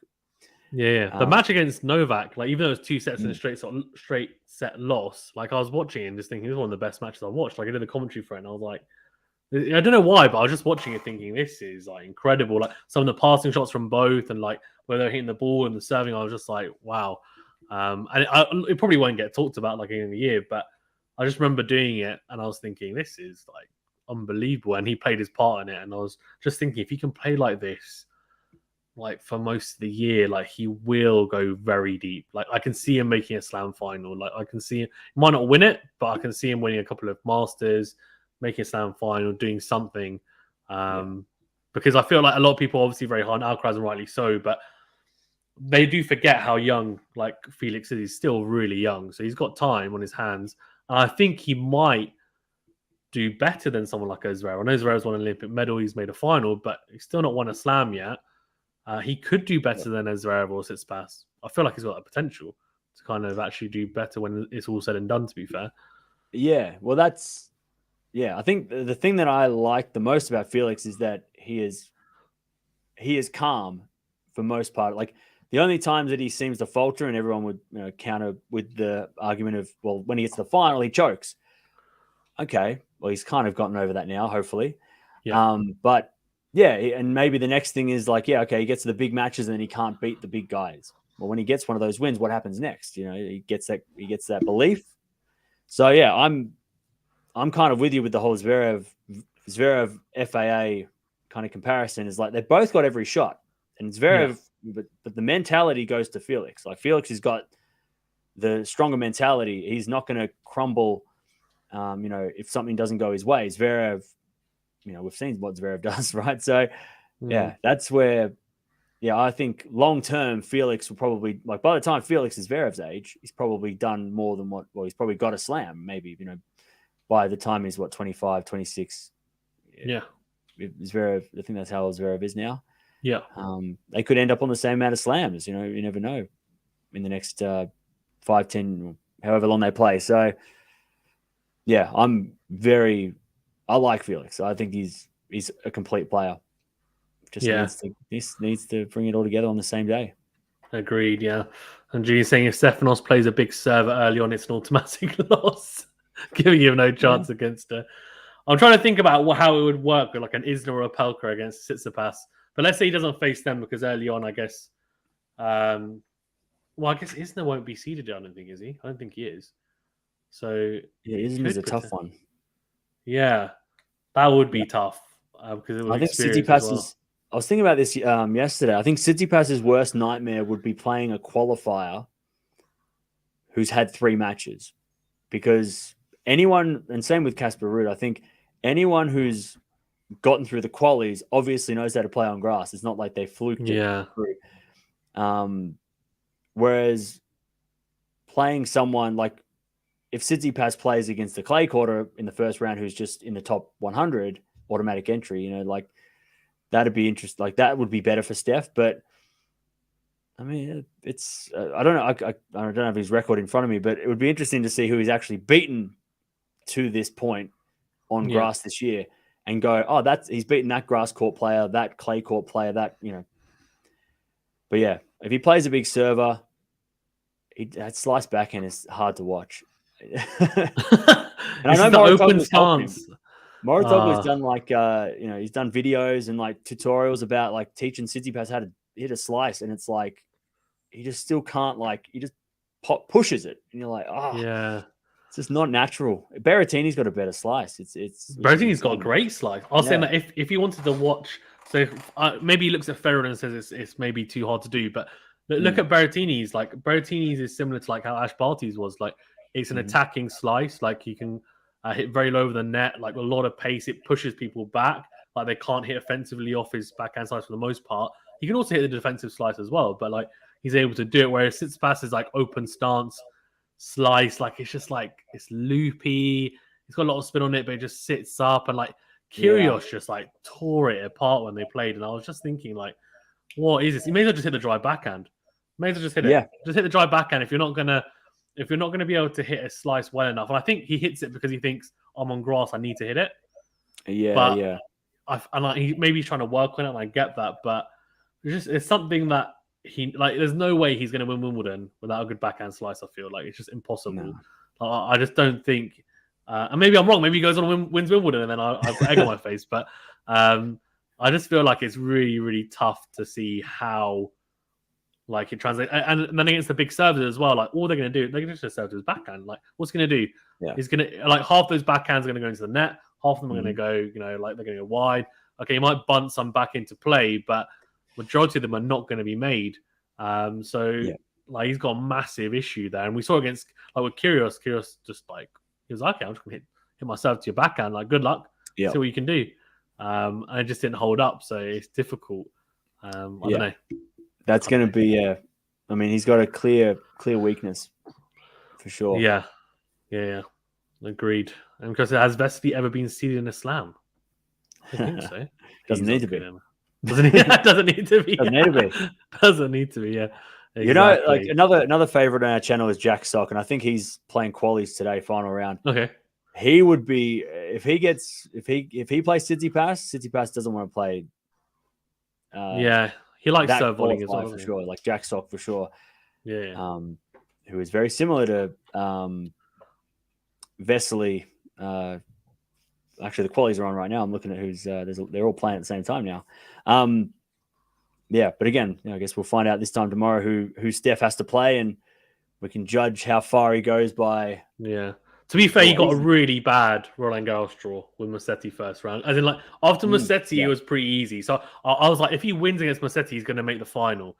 And then he just completely destroyed my bracket because he lost, but to Rune. But the Musetti one, like I was like, you know what, he could lose that. I was like, and he nearly did. Like Musetti kind of choked a little bit, but I was just thinking like that's a tough one. But I feel like he'll get a better one. But we'll see. Trumson says Benčić can go to the semis. I mean, she's a weird one, Benčić. I don't quite know how good she is. Like she's Olympic gold medalist, fine, but I was just like, I don't know, like made US Open, lost to Raducanu, then the French. Like, I didn't do too much. I'm just thinking like on grass, she's got the game, but does she? I don't know. Like I'm very like in between. What do you think about her? She was competitive against Jabeur the other day, but then rolled the ankle. So that's what I'm. I don't think she can get the semis this year if she's not 100% fit. But I think Benčić. It's funny because I watched Benčić go to the semifinals of the US Open 2019. I kind of like that was the first time we watched women's tennis on the channel. And watching her go through, and then she lost to Andreescu, played a very good match in that semi. Could have made the final, played Serena in that final. Who knows what would have happened then? But she just seems to, she has a bit of the Zverevs about her. Like she does get a little bit like angry and annoyed, kind of more like Medvedev. Probably Zverev's.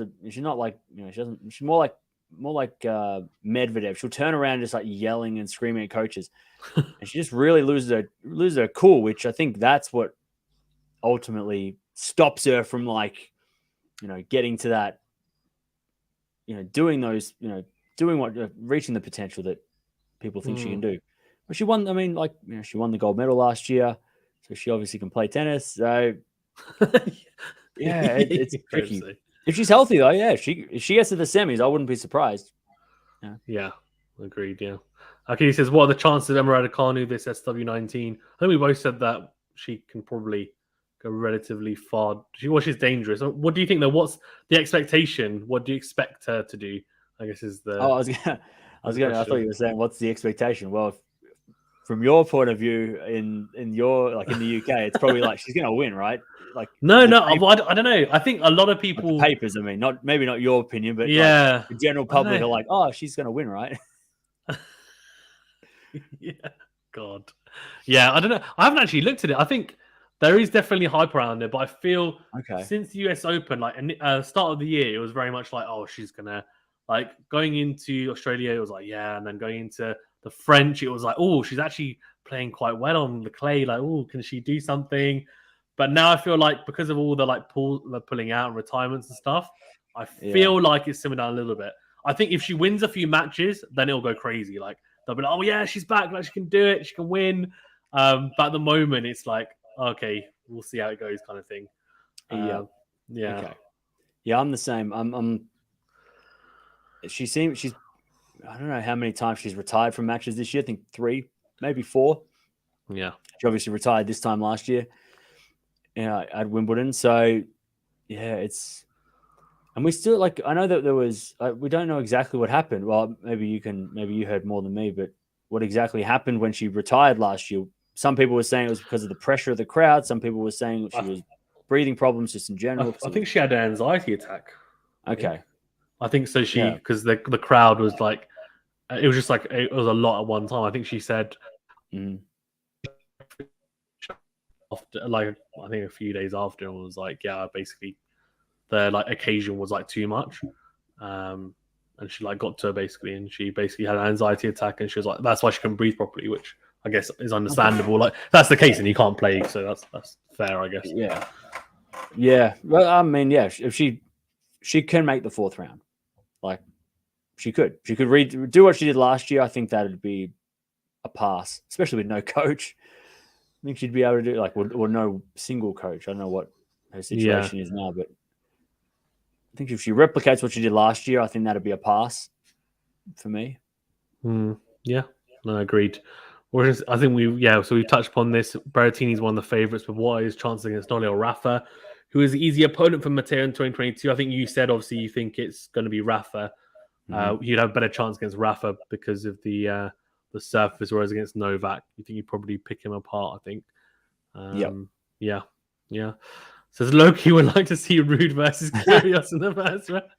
I would love that.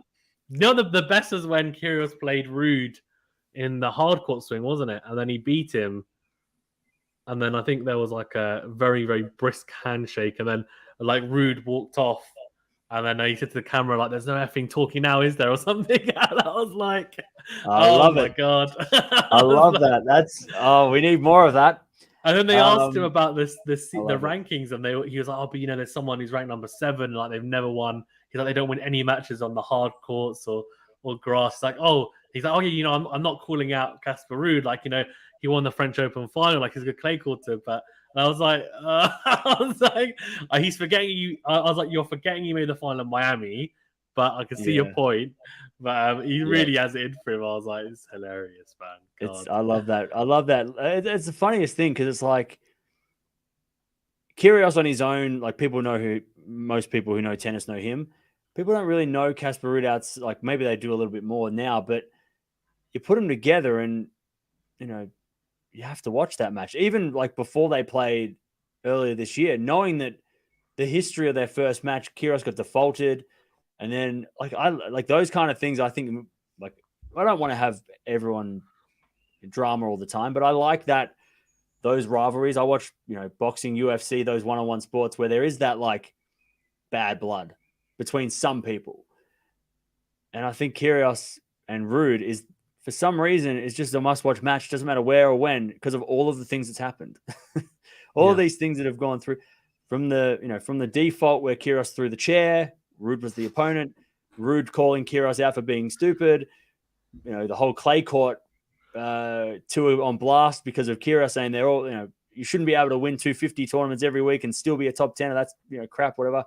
Then they played, and then he said, no talking now. I mean, it just keeps going. And to see them play in the first round of Wimbledon, I mean, that's unfair for Ruud. I think Kyrgios needs to go into he needs to go into enemy territory and play Ruud on his surface. Like play Ruud on the clay. It's like if he beats Ruud, it's like you can't talk shit if you beat Ruud on grass. Yeah, if he beats Ruud on clay, then it's like ultimate humiliation. Yep. Then you can start going, I am better than you. Yeah. If Ruud beats Kyrgios on the grass, oh, man, I don't think we'd see Kyrgios for a couple of months. No. He's taking a break. That's embarrassing, yeah. Yeah. Well, I think the problem with Ruud, though, is I think he's already checked out with the grass because he made a comment after the French saying grass is only good for playing golf on. Oh, yeah, he said that. Yeah. And I'm a little worried that he's... I mean, then he lost, right? Then he lost in the first round. I'm just a little worried that he's kind of like... Yeah. Given like throwing it away, like nobody cares. Like I'm just going to go play golf on grass. You know, grass is for golf, not for tennis. I thought it might be a little bit of a jibe at Kyrgios actually. Like probably that too. Yeah. You know, grass is not important, kind of thing. You know what I mean? Yeah. I don't know. It's interesting. It might be the case that he's checked out a little bit. I think also like he did seem like he was a little bit happy just to be there at the final. Like, oh my idol against Rafa, and then I lost, but it's okay. I was like, is it okay? Like you just busted your ass basically to get to the final, and you're like, it's fine. But yeah, that's what people. I mean, that's what players used to do back in the day against Rafa. They used to just be happy or against any of the goats. Like the last 10 years, it's like I got to a final. You know, Burdick, Federer, Anderson, all those guys. Yeah, you know, got to the final. That was their achievement. Yeah, I think Ruud can win a French though. He just can't. He just can't be when Rafa's around. Yeah, true. Chris says, I think that Berrettini getting better and better after his injury. He has a monster forehand, a superlative serve, and net game is very good. And his backhand is now better than in the past. Yeah, I mean, I watched him live, and I think his net game is definitely improved as well. And I think because he's moving better, he transitions better as well. So yeah, I mean, I don't know what you think, but I think he is definitely improving. I don't think he's stayed still, which is important because I mean, if he didn't improve, I don't think he'd win a slam. To be honest. Yeah. He's been a weird one because Berrettini in 2019, when he made the semi-finals of the US, he had a pretty good draw from what I can remember. Didn't have to play anyone. I think he played Monfils maybe in a crazy match, or it might have, I can't remember. But like, yeah, Australian Open this year. Okay, yeah. So he got to the semi-finals of the US Open 2019 out of nowhere, hung around the top 10 for about a year. And then he was still backing it up, you know. And then now he's kind of he is a deserving top 10. I think a lot of people thought he was the most in 2020, especially. He was kind of like the top 10 guy that he's not really top 10. He's just because he did one good tournament, but he's starting to establish himself now. Even though he's technically not top 10 now, but he's probably should be, you know, based on his results. But yeah, Berrettini's surprised me for sure because I thought he was just like a semi-finalist, you know, cool. But then backed it up, you know, now he's starting to get, you know, good wins over people, winning more titles. He's he's definitely grown for sure. Yeah, agreed. Akadir says, are they allowing practice on the centre court? As reported by the British media, many players, including Serena, slipped in their first round matches. I'm not sure. Do you know about that?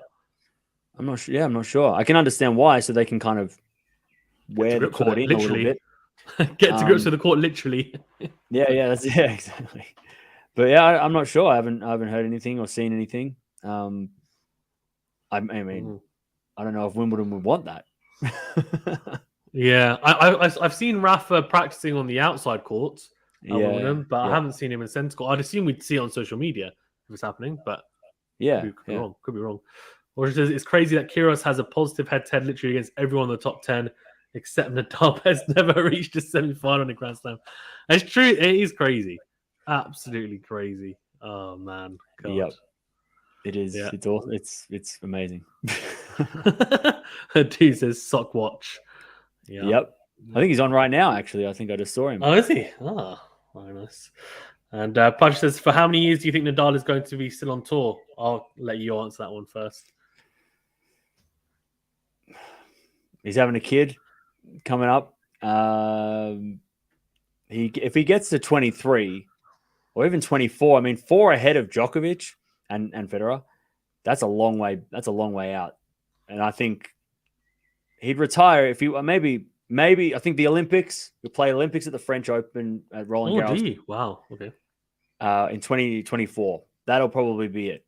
I think he'll push for that because clay court Olympics, even though he's already got the medal, I still think like that might be maybe that'll be his swan song. I don't know. He'd definitely have to finish at the French. Surely he can't be like finishing at the end of a year where he plays at the finish at the US Open or something like that. He'd finish at the French. Surely, Rafa. Okay, but I'm going to say 2 years. I don't think Rafa's going to play till 40. Okay. Yeah. I don't think so. With the body problem, with the issues. No. I reckon if he wins the Canada Slam, I think he might retire. But that's a big if. Did you think he was going to retire last week when he had the press conference? Like no. People were thinking that. I thought maybe. No. Hey, all right, maybe. People were talking about it. I was like, what are you talking about? Some people think Murray's going to retire after this Wimbledon. So okay. I don't know where that's come from, but yeah. But Nadal, I think it's very, very hard to do it. Like we saw how hard it was for Novak last year. But if he was to do it, I think that's 4 slams. Like you're saying, I think he'd retire. I think he might be like, you know what, like done. And his body will be in tatters if he does it as well.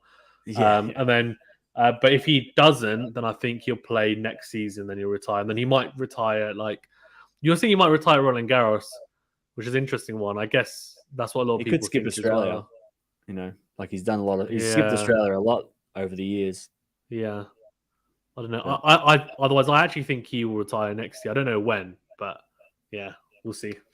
We'll see. Yeah. I just can't see him playing 2024. And I know you're saying about the like I was thinking about this. Like I did a stream like the other day or commentary, and people were asking like, "Oh, when's the next Olympics?" And I was like, "Paris 2024." But I was like, Ruud might have a chance there, or like an Alcaraz, or like a Zverev. And I was like, Djokovic will definitely play it because like he wants to win. Like that's the one thing that's missing from his like cabinet, right? Is like the Olympic medal, so he'll definitely play it. But I was like, would Rafa really play that like in 2 years' time? I'm just like, don't know. Like, he's already talking as if like this could be his last Roland Garros, like when it happened. And I was like, yeah, I don't know. We'll see. I think having a kid will make that like. Yeah, I think having a kid will make it interesting. If he might be like, I want to stay home. I don't want to travel the world. And Rafa's pretty strategic with his career. I mean, he's 30, having a kid at 36, waiting until like the end of his career, rather than most of the other GOATs have had kids during the middle, and they've had to travel with kids or leave their families for months on end. So he's pretty strategic with what he does, Rafa. So I don't think. So I don't know, but I just looked at when the Olympics is on. It's in the middle of the year, so it's after Wimbledon, I think. So it's going to go French Open, Wimbledon, Olympics. So I don't know. That's so weird for players. Yeah. Can you imagine? I'm going to go clay, grass, and then clay again. Weird. Yeah, it goes like July, August. So it's going to be. Yeah, I don't know. I mean, whoever wins, that's going to be because you got to go through the clay court season, then play Wimbledon, then go to the Olympics and do the clay court again. Yeah. And then go to the US. Yeah. Okay. Yeah. Maybe Rafa won't. Yeah. Does Djokovic controversially miss Wimbledon that year so you can try win the Olympics? Go from the French. He might. He might. Can you imagine? That would be crazy. Yeah. Well, if Rafa retires next year, he might get the French and then ditch Wimbledon to play the Olympics. Yeah. I could. Yeah. I mean, who knows? By that time, how many everyone's on? God, yeah. Steve is hoping Berrettini had catch and Alcaraz going Djokovic's half. So clearly not a Djokovic fan. You want Djokovic to earn it? Is that right? Yeah. Yeah, God. Gene says, anyone who beats Ruud is my favorite player. Oh. Lexus says, I don't. It's funny because at the end of last year, I was getting a lot of people saying like Ruud's overrated, Ruud sucks, I don't like Ruud, blah blah blah. And I'm like, Casper Ruud's he's legit, and then he wasn't just a number at the ATP finals, he actually played well. Yeah, and he proved a lot of people wrong, I think. But still, he just hasn't won anyone over. I don't know why. What's wrong with Casper Ruud, everybody? I don't understand. Why don't people? Is it just because he's not exciting? Is that maybe? Maybe. Just a bit of a pusher or something. Yeah. Gene says, what do you think of the Ruud versus Rune drama? It's weird. It seemed like it came out of a little bit of nowhere. The frosty handshake was weird. But then the whole I think it made Holger Rune look way worse. It made him look bad. And I think that was the worst. Like, it didn't make Ruud. I mean, Ruud's a nice guy, right? Everyone knows Ruud's one of the nicest guys, or everyone everyone says that he is. And I feel like Rune just kind of let himself down. So I don't know if that drama wasn't as. It was interesting at the time, but like the whole the locker room, there was like things going on in the background. And apparently Ruud came up to him and said like, "Come on!" Like after winning, I was like, and then apparently Ruud came up after, so I didn't say that. I was like, "What is going? What's real? What's not? I don't know." Yeah, I'm like, it doesn't seem like something Ruud would do. He doesn't do that on court, so why would he do it in the locker room? Then again, maybe Casper Ruud's fooling us all, and he's actually a dick. But can you imagine? Yeah. I think Rune is a little like, he's young, so and I think he said something crazy the other day about like how he goes, I've got a lot of growing to do. Federer at my age was crazy, so I can. And I'm like, that's not the way to get people to like you. I was like, that's not the way to get people to like you. I was like, he's like. He's right. Like Federer, because Federer did have like really terrible anger management, like when he was younger, and I think it took him into his like late teens, early 20s. Like he had a lot of like psychologists working with him, like on tennis court, like throughout his early years, and like he did get a lot better. I get that, but the problem is that what he doesn't realize that by saying that, people don't think about Federer. Then they think about him now. He's winning all the like Player of the Year awards for best whatever, like they best behavior or whatever, and he's one of the GOATs. Like, why would he even paint him in any bad light? Like, it's such a stupid thing to do. I was like, come on, it's crazy, absolutely crazy. Yeah, I like Rune, but he just let himself down. Yeah, agreed. On the main stage, I think it put a sour taste in a lot of people's mouth after a great tournament. And then it's like, then he finished like that. Yeah, true. Shane says, yes, Tim Hammond mentioned about allowing training on the centre court.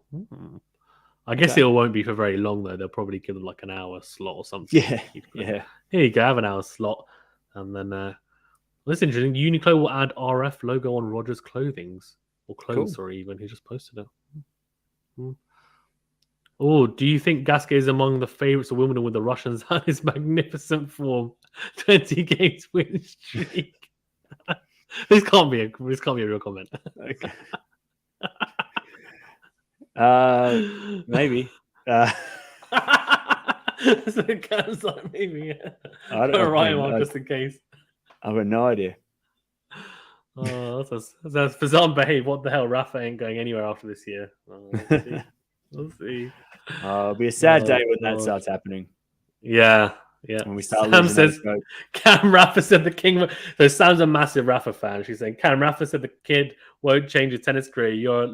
You are delusional, Sam. Delusional. All right.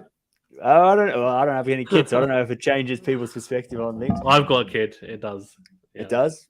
Yeah. I don't know. I just don't think Rafa's going to... Priorities change, Yeah, that's true. So I don't know. Oh, that's so true. Apparently, Ons Jabeur pulled out of the doubles of Serena, by the way. Oh, okay. Yeah.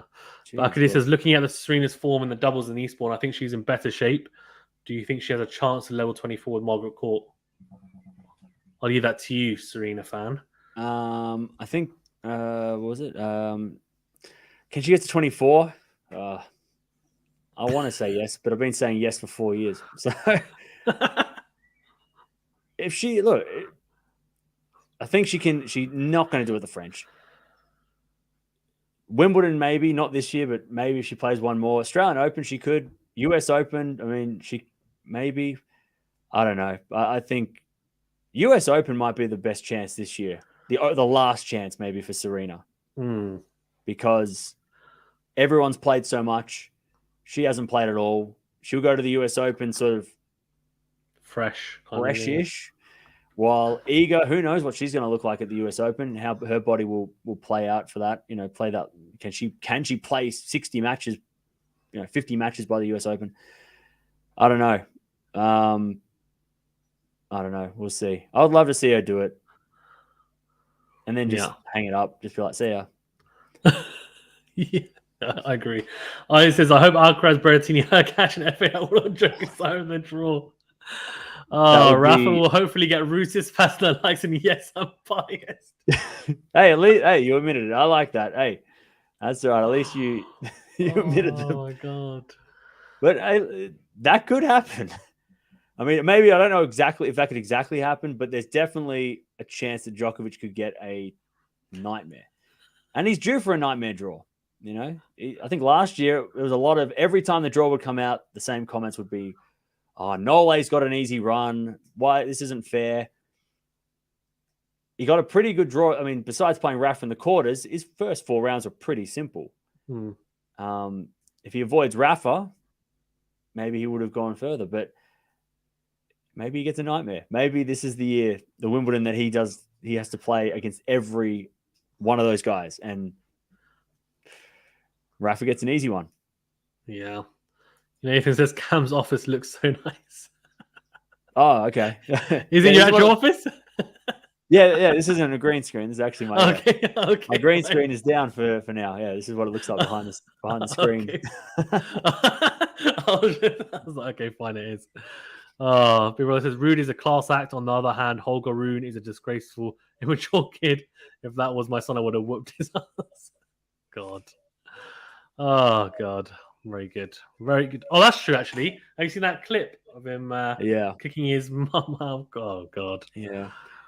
Crazy. Absolutely crazy. I mean, Tsitsipas also has a very like hot and cold relationship with his parents on court as well. It's pretty interesting. Yeah. And I mean, Medvedev kicked out his coach and they're not related. Yeah. So, I mean, and everyone, it's hard because the GOATs don't do it. So, yeah, everyone's got to be at that standard. If you do anything below what Rafa or what Roger would do, then you're going to get criticized pretty harshly, I think. So, I think kicking out his mum, it's like, that's not great, but also, yeah, it's not crazy. I mean, Medvedev does it, so kicks people out. Patrick says, where do you think Nadal will finish his career in the GOAT race after his retirement from tennis, considering the big three?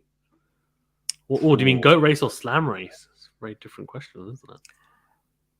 Yeah, I sort of have it. I see it like one in the same. I mean, if Rafa's on 3, like has more slams, it's. I mean, Djokovic fans will say, but what about weeks at number 1? But he's won more slams. It'll always come back to that for me. But yeah, I don't know. He could. I mean, he's almost on 100 titles. Federer's not too far ahead on the titles. I don't know. I think Nadal's in the lead at the moment with the 2 more slams. Gets 3 more slams. Djokovic can't catch him. I think Djokovic's the only one who can. It's those 2 guys. I think we all agree. Yeah. Djokovic has probably got more time though. That's the thing. Djokovic's got more time. So every tournament matters, which is why she is so crazy with Djokovic not allowed to play. I think like we could look back and go, man, 2022, Djokovic not getting jabbed is why we're not why he, that might have been the way he's not the GOAT. Who knows? Don't open a can of worms. No, it's fine. Everyone's getting angry in the chat. I'm like, what have I said? I don't know. I'm used to this. I don't want beef with you. Oh no.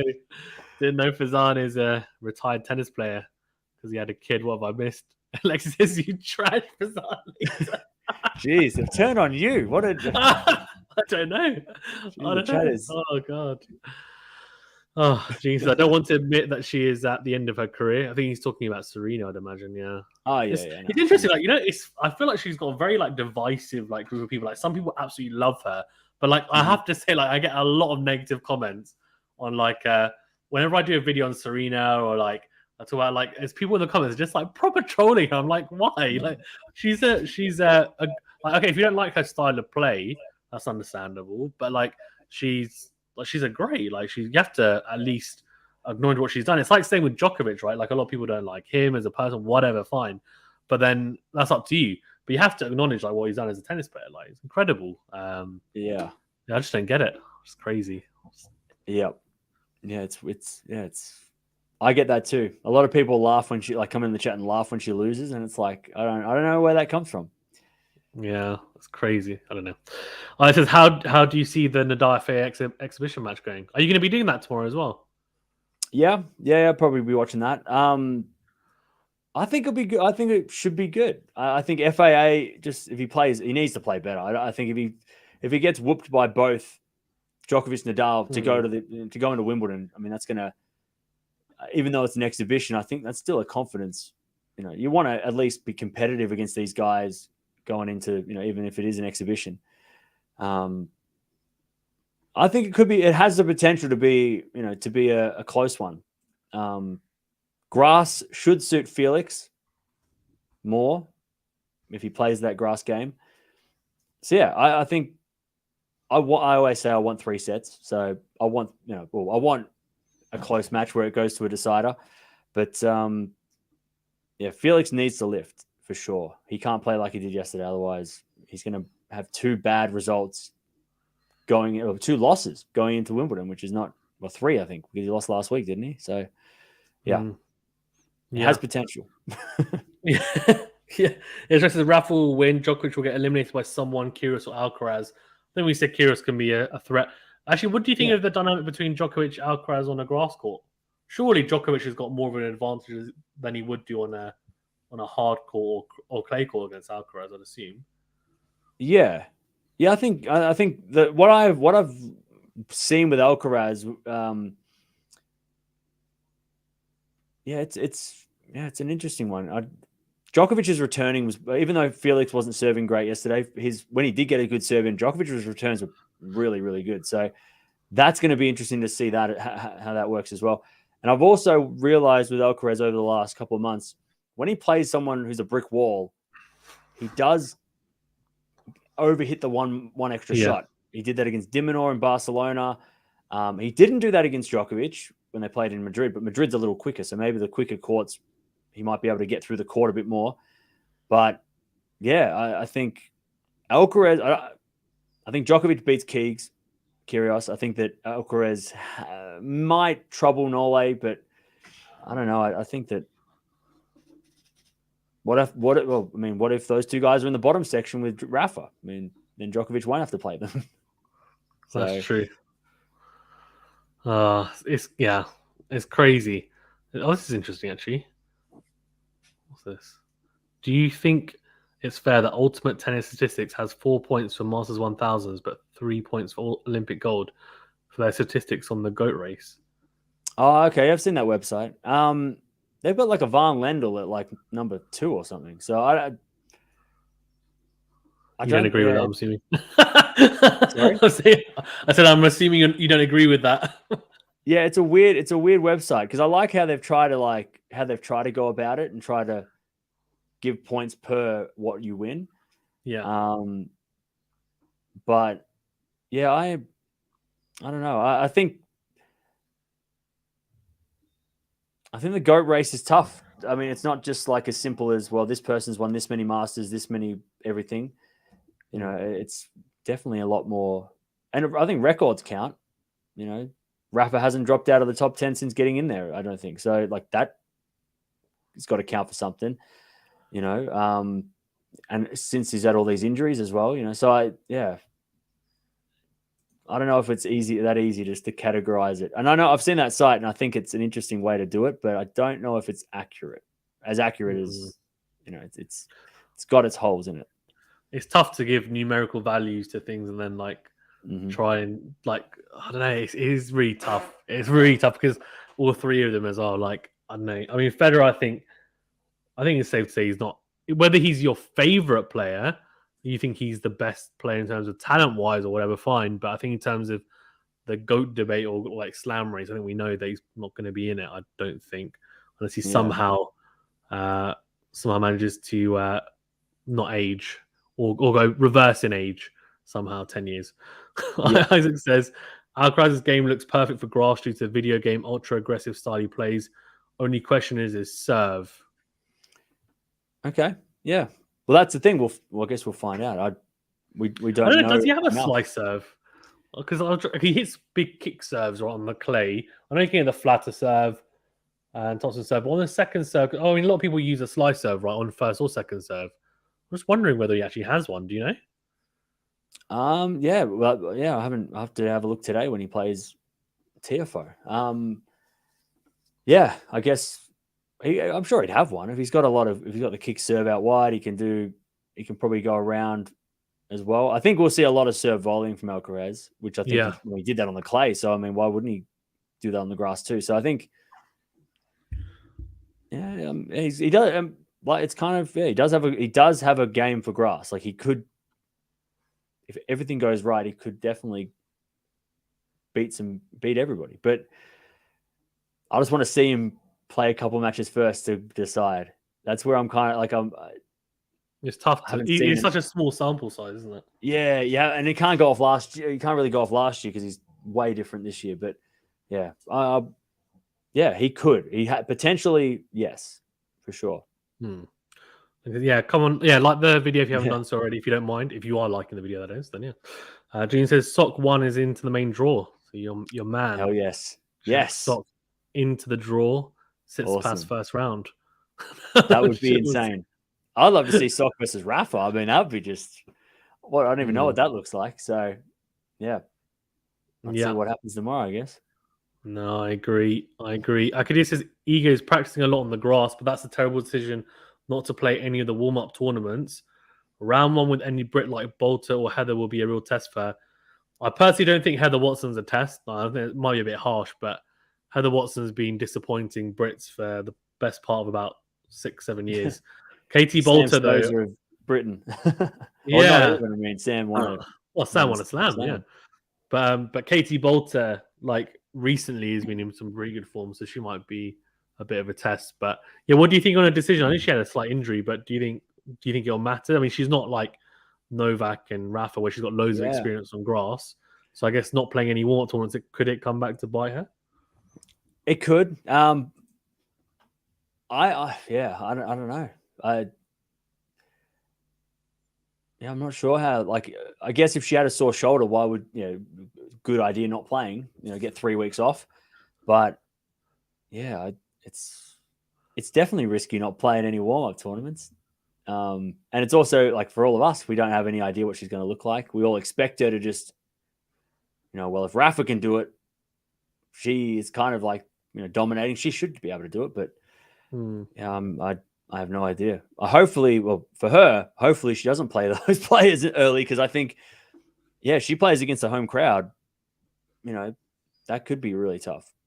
Yeah, I'd wonder. I'm assuming the crowd would be with the home favorite, so she's probably. Well, I know she majority of the time does have the crowd behind her, so it'll be interesting to see if the crowd's not on her side. Like, how does she fare actually as well from a mental aspect? Winston says ATP finals over Olympic gold, over Masters 1000, over Olympic silver. It's very interesting.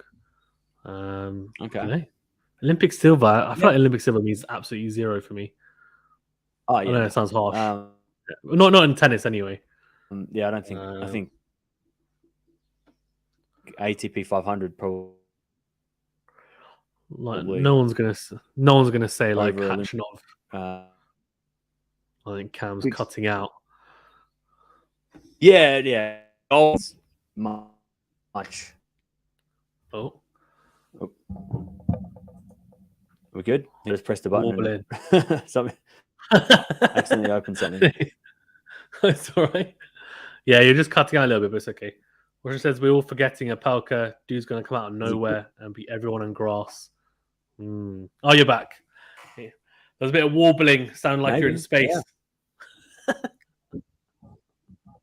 Oh, okay. Yeah, I just saw that the match had finished before, so I just pressing some buttons, trying to set the things up. Oh, it's fine. 2 things at once. Well, we can wrap up now as well because I don't want to have you like trying to scramble to set up your stream as well.